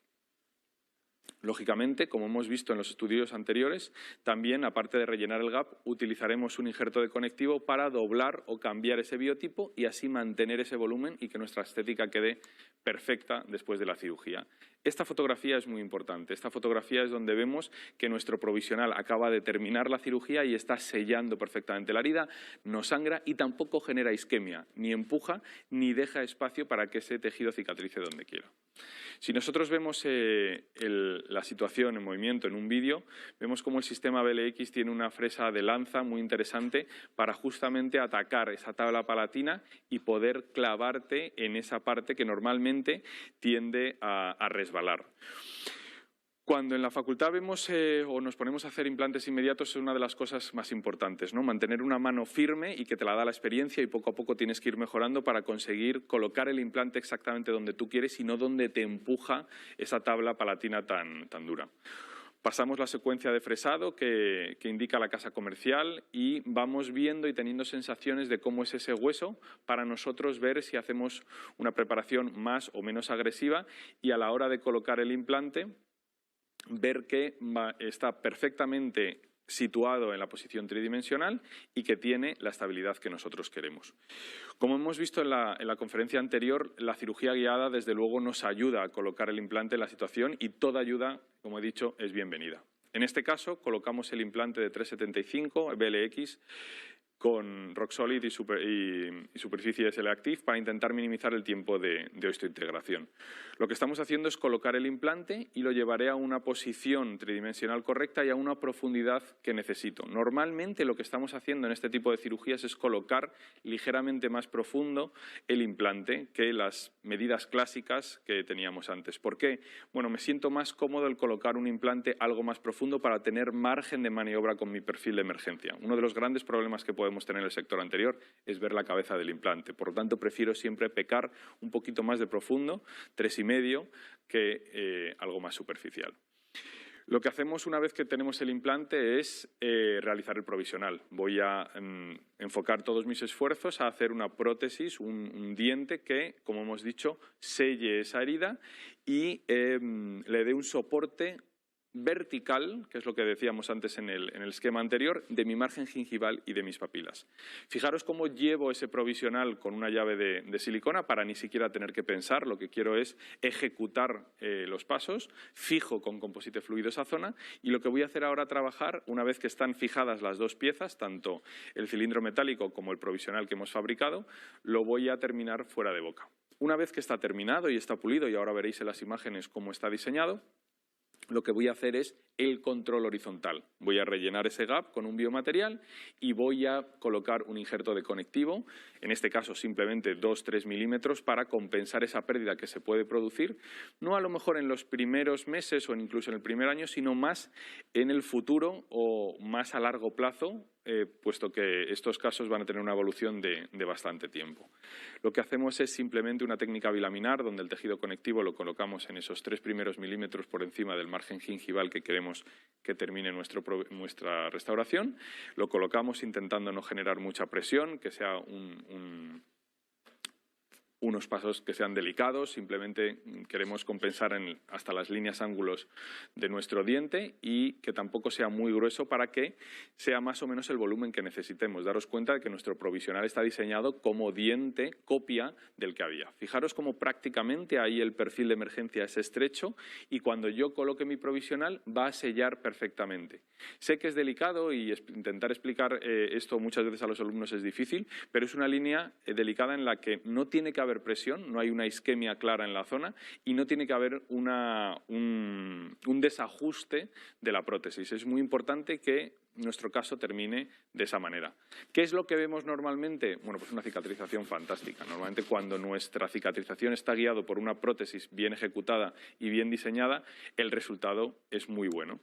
Unos meses después, cuando ya el implante está integrado, yo puedo continuar con ese tratamiento que teníamos previamente, en donde vamos a realizar carillas feldespáticas en el resto de dientes y que vamos a colocar una pieza de implante soportada en este. Seguimos con el tratamiento.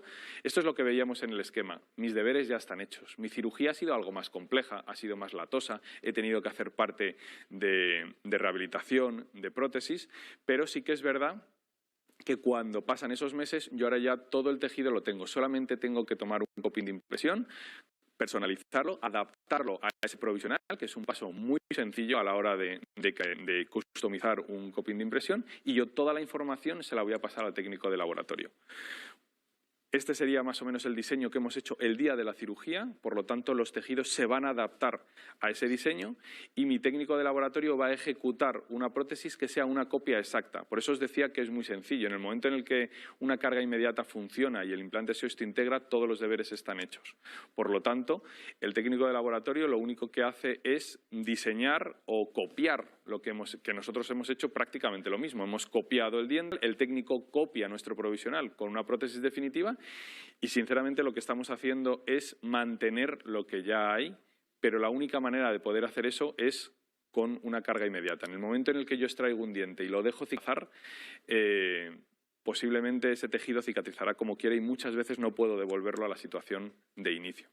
Estos serían prácticamente los pasos para la prótesis definitiva, el diseño de prótesis definitiva que está copiando el perfil de emergencia del provisional que hemos hecho, y esto sería el cambio con las carillas ya feldespáticas y con el diseño del perfil de emergencia que hemos mantenido desde el momento de la extracción, como veíamos en el caso anterior. Este sería el caso terminado, donde lo que hemos hecho es mantener el tejido no solamente interproximal, sino también de margen gingival.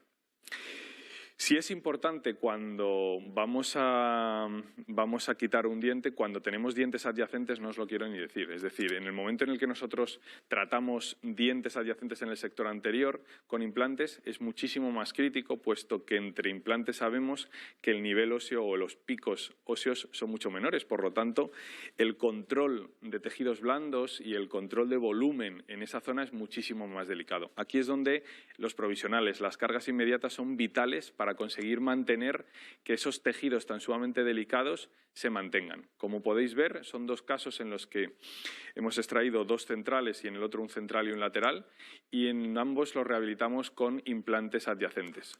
¿Qué es lo que vemos? Bueno, pues para que lo veáis de una manera más dinámica, el tejido que hay entre implantes es terriblemente inestable. Por lo tanto, si yo dejo que cicatrice eso como él quiera, con una prótesis removible o simplemente dejándolo curar y luego intentar reconstruirlo, es relativamente, pues yo creo que imposible muchas veces recrearlo con la exactitud o con el resultado que estáis viendo en estas imágenes.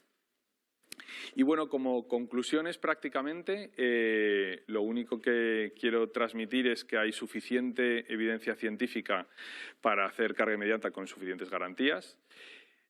Para mí la clave está en el diagnóstico y en la selección del caso, es decir, como hemos dicho al principio, es algo en lo que vamos a depender del paciente. Es de los pocos tratamientos en los que dependo del paciente, incluso haciéndolo todo bien, puedo fracasar, por lo tanto tengo que seleccionar a ese paciente y ver qué tipo de caso es.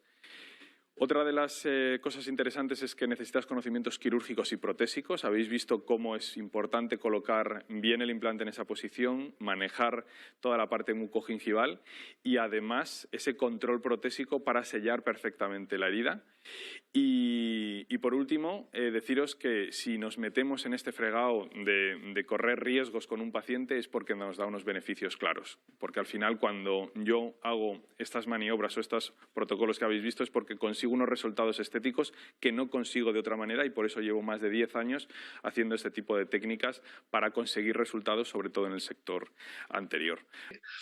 Solemos tener un concepto de la fidelización muy arraigado en el trato humano, ¿no? Cuando pensamos en fidelización pensamos en todas las pequeñas acciones que hacemos para ganarnos la confianza de nuestros pacientes y mantener esa confianza en el tiempo, y quizá por eso desde un punto de vista tan en el plano humano nos puede costar a lo mejor la idea de implementar o introducir herramientas de inteligencia artificial en este proceso. Fijaos que cuando pensamos en fidelizar, cuando pensamos en el proceso de fidelización de nuestros pacientes, vamos a cuidar con mucha delicadeza de todo lo que sucede en el terreno de la comunicación con nuestros pacientes, ya sea de manera directa o indirecta. Vamos a poner mucha atención en toda la experiencia de esa persona, de esas personas como pacientes de la clínica, y nos interesa tanto la experiencia práctica como su experiencia emocional. Y, por supuesto, vamos a poner mucha atención en la interacción con el paciente durante el seguimiento, en el que vamos a intentar pues, mantener los resultados del tratamiento que hemos realizado, vamos a tratar de mantener en líneas generales su salud oral y general, y vamos a procurar consolidar los buenos hábitos que habremos implementado durante el tratamiento y también de estrechar y reforzar los vínculos con la clínica. Bueno, de nuevo, todas estas, el cuidado de todas estas acciones en estos diferentes planos vuelve a aparecer a bote pronto pues, como un conjunto de acciones humanas muy personalizadas, muy individualizadas con cada paciente, ¿no? Y quizás pues, hay a quien todavía pues, le cuesta a lo mejor pensar en que una herramienta de automatización, una herramienta de inteligencia artificial pueda ser de verdadera utilidad en estas tareas. Bueno, francamente, quien haya escuchado las charlas de toda esta mañana, me imagino que pocas dudas le quedan. Pero pues si queda alguna vamos a tratar de despejarla, ¿no? ¿De qué manera llevamos a la práctica estas acciones en estos diferentes planos? En el plano de la comunicación con el paciente, en el plano de su experiencia, en el plano del seguimiento. ¿Es solo una cuestión de habilidad en el trato humano? ¿Es una cuestión de don de gentes? ¿O buscamos una organización de estas acciones? Nosotros, bueno, supongo que cada maestrillo tiene su librillo, ¿no? Y sus resultados. Nosotros, como muchos de vosotros, pues hemos dado la opinión de que cada tarea realmente relevante, pues mejor no dejarla a la improvisación, ¿no? Y eso que a mí personalmente me encanta improvisar, pero bueno, somos muy conscientes de que estas tareas relevantes, en este caso estas tareas críticas de fidelización, pues conviene siempre apoyarlas en un protocolo. En este protocolo pues vamos a tratar de buscar una manera no repetitiva, tampoco privada de naturalidad de interactuar con nuestros pacientes, ¿no? Que empleemos un protocolo no significa que funcionemos sobre raíles, ni que vayamos a repetir como robots sistemáticamente las mismas acciones con todos los pacientes, ¿no? El protocolo de fidelización es seguramente nuestro protocolo más heterogéneo, nuestro protocolo más variable, ya que lo adecuamos a cada paciente, ¿no? Pero sigue siendo un protocolo. Este protocolo, quiero plantear un poco la duda para quien a lo mejor no ha implementado todavía un protocolo de fidelización en su clínica, ¿no? Y que pudiera pensar, bueno, en algo que yo ya hago de manera espontánea, intuitiva, razonablemente bien, ¿para qué necesito un protocolo? ¿Qué me aporta un protocolo? ¿No? Y no perdamos de vista que un protocolo, en líneas generales, un protocolo nos aporta la oportunidad de plantear una estrategia para alcanzar un objetivo en concreto o para desarrollar una tarea en concreto. Nos plantea la oportunidad de definir y detallar qué recursos vamos a dedicar a llevar a cabo esa estrategia, ese plan, y nos plantea la oportunidad de evaluar los resultados y a partir de esos resultados implementar constantemente mejoras en nuestro protocolo, ¿no? El protocolo de fidelización nos ofrece la posibilidad, si así lo queremos, de detallar, de definir una experiencia o de diseñar una experiencia detallada para el paciente, ¿no? El definir cómo nos va a percibir pues por nuestra imagen, por nuestras redes sociales, por nuestra ubicación, por nuestra reputación, por la atención telefónica que recibe en la primera vez que llama a la clínica, por ejemplo, por el tiempo de espera cuando ya por fin acude a la clínica, por todo lo que sucede en la primera visita, que evidentemente tiene un rol especialmente relevante, ¿no? Por cómo se le presenta un presupuesto, por cómo se desarrolla cada cita durante el tratamiento, por los resultados que se obtienen durante el tratamiento, por el mantenimiento de esos resultados, cómo nos percibe, por cómo nos relacionamos y cómo interaccionamos con él cuando ya no es un paciente en tratamiento, etc. ¿No? Es una experiencia compuesta de un sinfín de momentos, de un sinfín de pequeños esfuerzos por nuestra parte y por la del paciente, de un sinfín de inputs a diferentes niveles, ¿no? Y cualquier recurso, sea digital o no, con inteligencia artificial o no, que contribuya a que el paciente siga escogiéndonos y siga recomendándonos, es un aliado en la fidelización, independientemente de a qué nivel esté actuando. Hemos visto numerosos ejemplos y la idea es que en lugar de emplear todos estos recursos sin orden y concierto, pues nuestro protocolo tratará de desplegar esos recursos de una manera consciente, de una manera coherente, con un con una intención, con un plan para generar un vínculo duradero, un vínculo vivo, un vínculo positivo entre el paciente y la clínica, ¿no? Bien, dentro de ese despliegue, hemos ido viendo a lo largo de la mañana como dentro de ese despliegue de recursos hay herramientas de inteligencia artificial que ya ocupan un lugar en muchas clínicas, ¿verdad?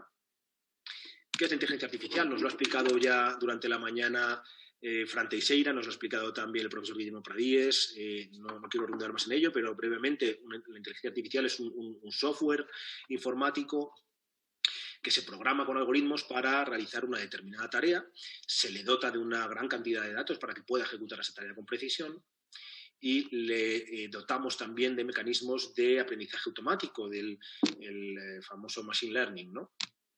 De manera que pueda mejorar con su propia experiencia, mejorar su eficacia a la hora de realizar esa tarea, ¿no? ¿Y cómo nos va a ser de utilidad o a qué nivel nos puede ayudar la inteligencia artificial en la tarea de fidelizar a nuestros pacientes? Bueno, pues puede hacerlo como herramienta de marketing, ya sea en la captación de pacientes, como nos ha hablado Francisco Teixeira a ese nivel al principio de la mañana, o ya sea como una herramienta de marketing que actúa a un nivel también de imagen, o ya sea como una herramienta de marketing que directamente está mejorando la experiencia del paciente, porque todo lo que mejora la experiencia del paciente está mejorando nuestra imagen y por tanto está también actuando a ese nivel de marketing, ¿no?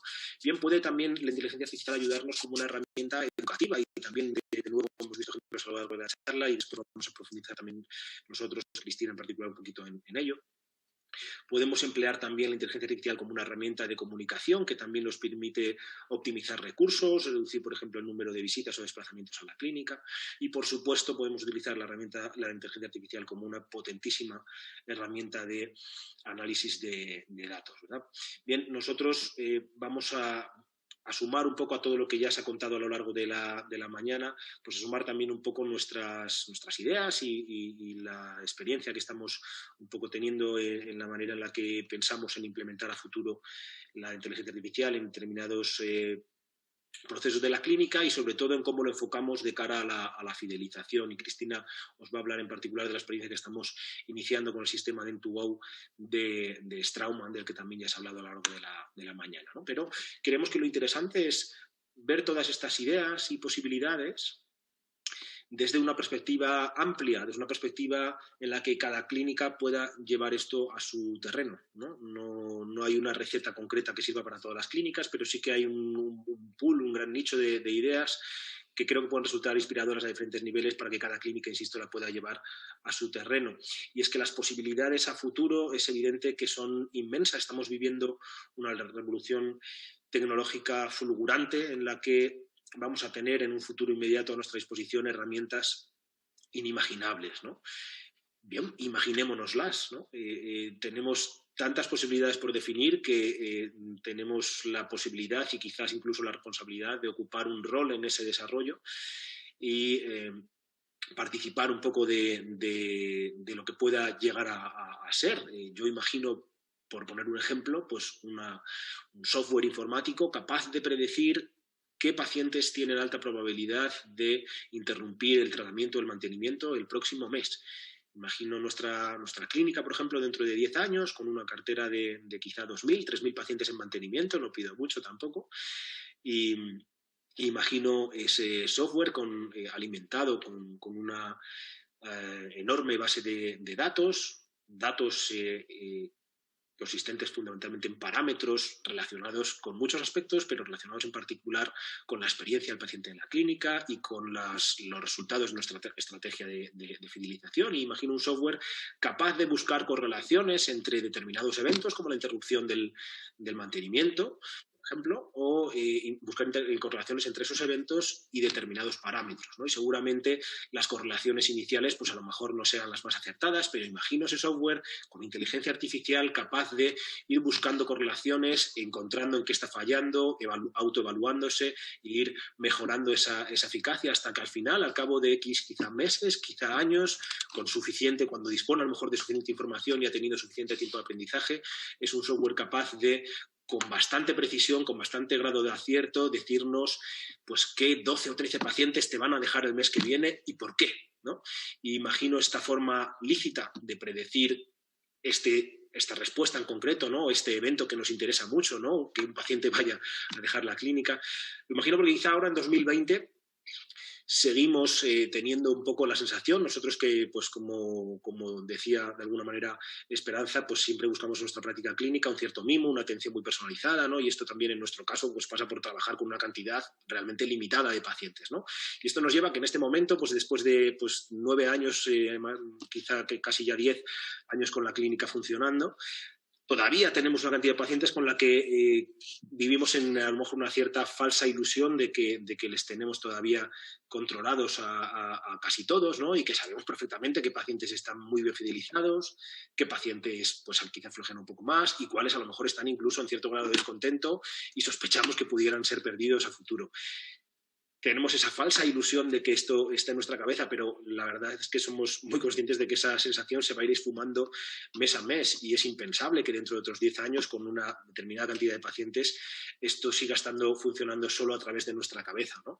A nosotros nos inquieta mucho esa posibilidad a futuro de fallarle a muchos o a pocos pacientes, ojalá que a pocos, pero aunque sean pocos, nos inquieta mucho la posibilidad de decepcionar y de fallar en nuestra responsabilidad para con esos pacientes y esto nos lleva a imaginar esas posibilidades de futuro, ¿no? Que cualquier herramienta que nos ayude a identificar con precisión en lo que estamos fallando y sobre todo identificar a qué paciente estamos fallando, pues nos parece muy interesante. Antes ha hecho una alusión que me ha resultado muy interesante el doctor Pradíes precisamente a este respecto. Ha mencionado, y yo lo desconocía, que ya existen empresas capaces de proporcionar estas herramientas y de generar un software personalizado para nuestras clínicas, ¿no? En el que a lo mejor seamos capaces, dotándole de datos, de identificar esto. Yo lo imaginaba a futuro y el doctor Pradíes, que siempre va muy por delante en estos temas, nos informa que esto ya puede existir, ¿no? Pues a eso voy, ¿no? Imaginemos qué puede aportar nuestra clínica a estas nuevas tecnologías y llevémoslos a cabo, pero llevémoslo a cabo con plena conciencia un poco del mapa en el que nos movemos y de qué utilidad le vamos a sacar. De nuevo, luego el profesor Pradíes, que ha introducido también ese concepto de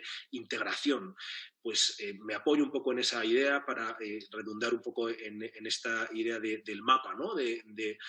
No se trata solo de que tengamos un montón de herramientas que sirven para una sola cosa. Esas herramientas, si están mejorando la experiencia, si están mejorando nuestra eficacia, si están ahorrándole desplazamientos o dinero o tiempo al paciente, sirven también para fidelizar. Tomemos conciencia de ello y asignémosles un lugar en nuestro mapa. Bueno, le doy la palabra ahora a Cristina para que concrete un poco más la manera en la que llevamos a cabo estas acciones, ¿de acuerdo? Para que un tratamiento periodontal sea exitoso, se le debe presuponer la fidelización del paciente, porque la periodontitis es una enfermedad crónica y como tal no se cura. Con nuestros tratamientos únicamente vamos a conseguir frenar la progresión de la enfermedad, vamos a evitar su recidiva y vamos a poder corregir sus secuelas. Pero además esta enfermedad crónica tiene una serie de repercusiones a nivel de salud sistémica. Gracias a la acción divulgadora de SEPA sabemos que se relaciona con más de 50 enfermedades sistémicas diferentes y presenta también una repercusión a nivel local, ya que si la periodontitis no se trata va a conducir al paciente a la pérdida de dientes y esto va a tener una repercusión en la calidad de vida de este paciente, por lo que en el plan de tratamiento periodontal vamos a realizar siempre una fase de tratamiento sistémico, una fase básica de desinfección, una fase correctora en la que corregir, valga la redundancia, estas secuelas tanto funcionales como estéticas de la propia enfermedad, y habrá una fase de mantenimiento que pautaremos cada 3, 4, 6 meses en función de los factores de riesgo locales o sistémicos del paciente. Es decir, en el plan de tratamiento periodontal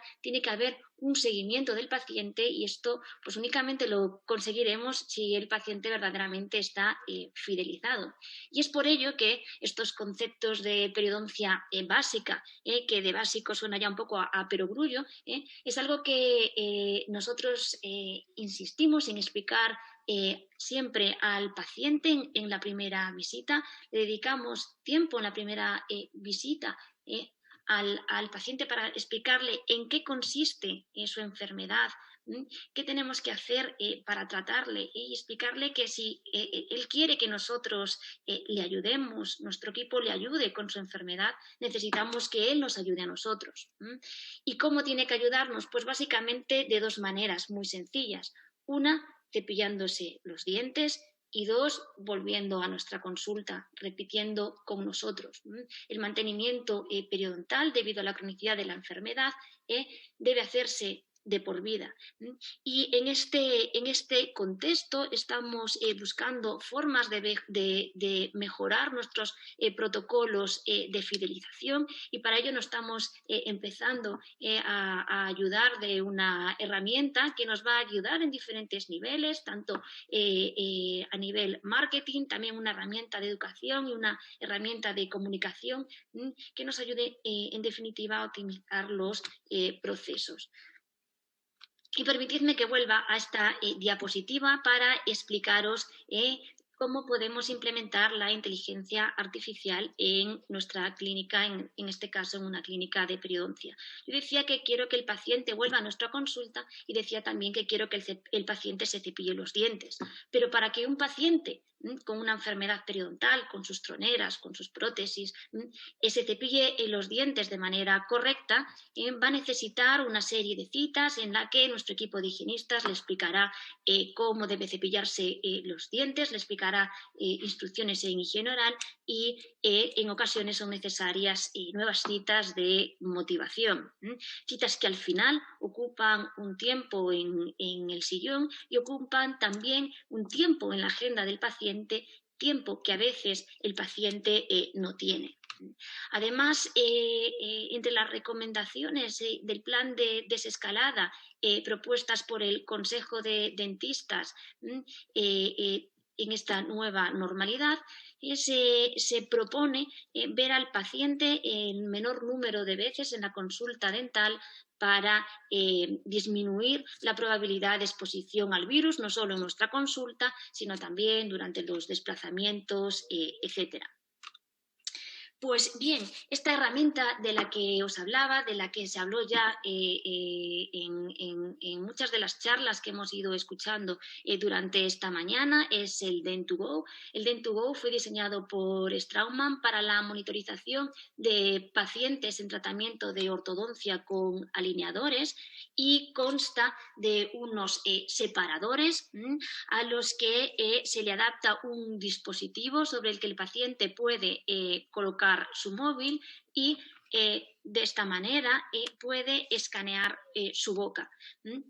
Lo que hemos visto es que podríamos sustituir estas citas de monitorización del paciente, de citas presenciales en las que se le va a motivar al paciente en higiene oral, por esta aplicación que el paciente se descarga en su móvil, en la que hay una plataforma que permite una monitorización personalizada del paciente, de tal manera que, como se muestra en este vídeo, el paciente puede escanear la boca de manera sencilla desde su casa, o lo puede hacer desde la montaña, como nos muestran aquí, y a través de la aplicación se le va a dar una serie de inputs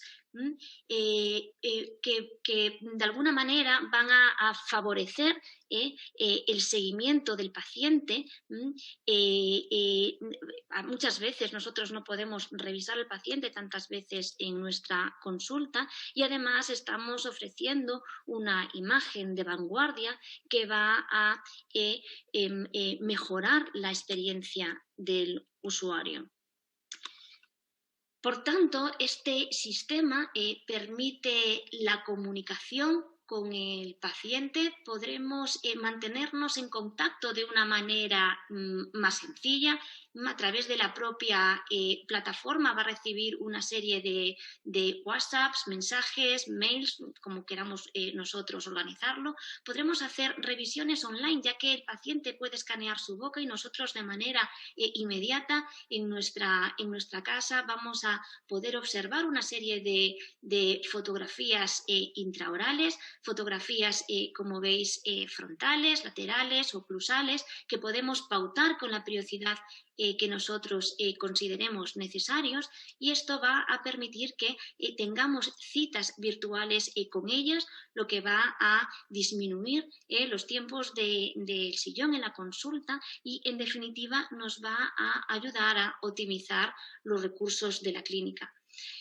A día de hoy la plataforma del Dent2Go, como decía, está muy orientada al ClearCorrect de Straumann y a los tratamientos de ortodoncia, pero permite crear nuevos protocolos que se pueden adaptar a las necesidades individuales de cada clínica.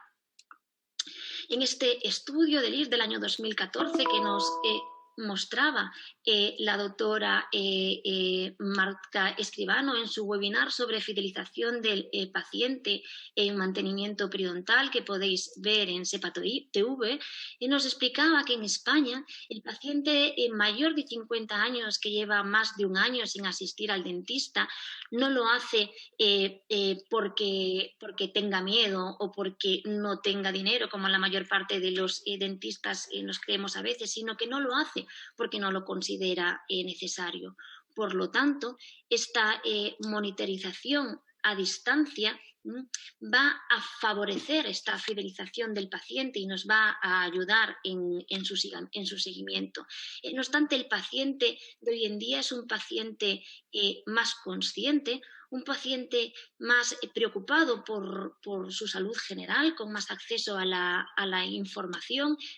Es un paciente, como decía, probablemente más preocupado por la salud, ya que esta nueva situación pues, nos ha hecho más consciente de nuestra vulnerabilidad, y es también un paciente más tecnológico y un paciente, como decía, con menos tiempo.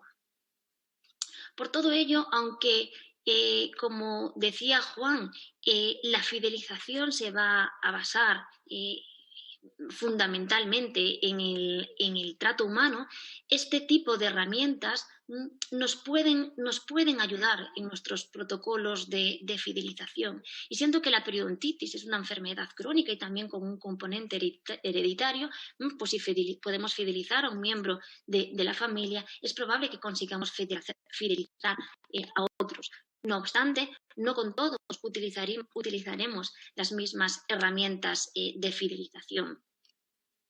Y en este sentido, pues también es muy interesante lo que nos puede aportar la inteligencia artificial en el seguimiento de según qué tratamientos que nosotros hagamos en la consulta. Pues muchas veces cuando hacemos según qué tipo de cirugías plásticas, nos gusta monitorizar los posoperatorios, nos gusta revisar a los pacientes a las 2-3 semanas, al mes y medio, ver que la cicatrización está ocurriendo de manera correcta, que el paciente se está cepillando de manera correcta y, por supuesto, poder tener estas citas virtuales con ellos en los que evitemos que el paciente acuda a la consulta, va a ser de vital importancia en estos nuevos tiempos, en esta nueva normalidad.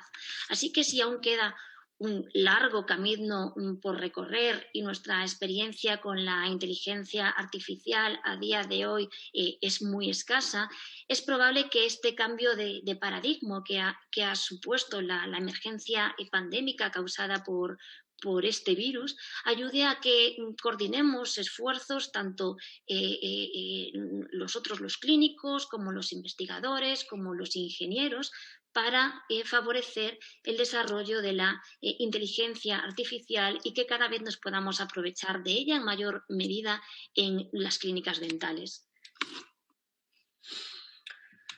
Muy bien, pues bueno, básicamente un poco esto es lo que queríamos contaros de manera un poco breve, insisto, sumándonos a las ideas en las que muchos hemos coincidido a lo largo de esta mañana.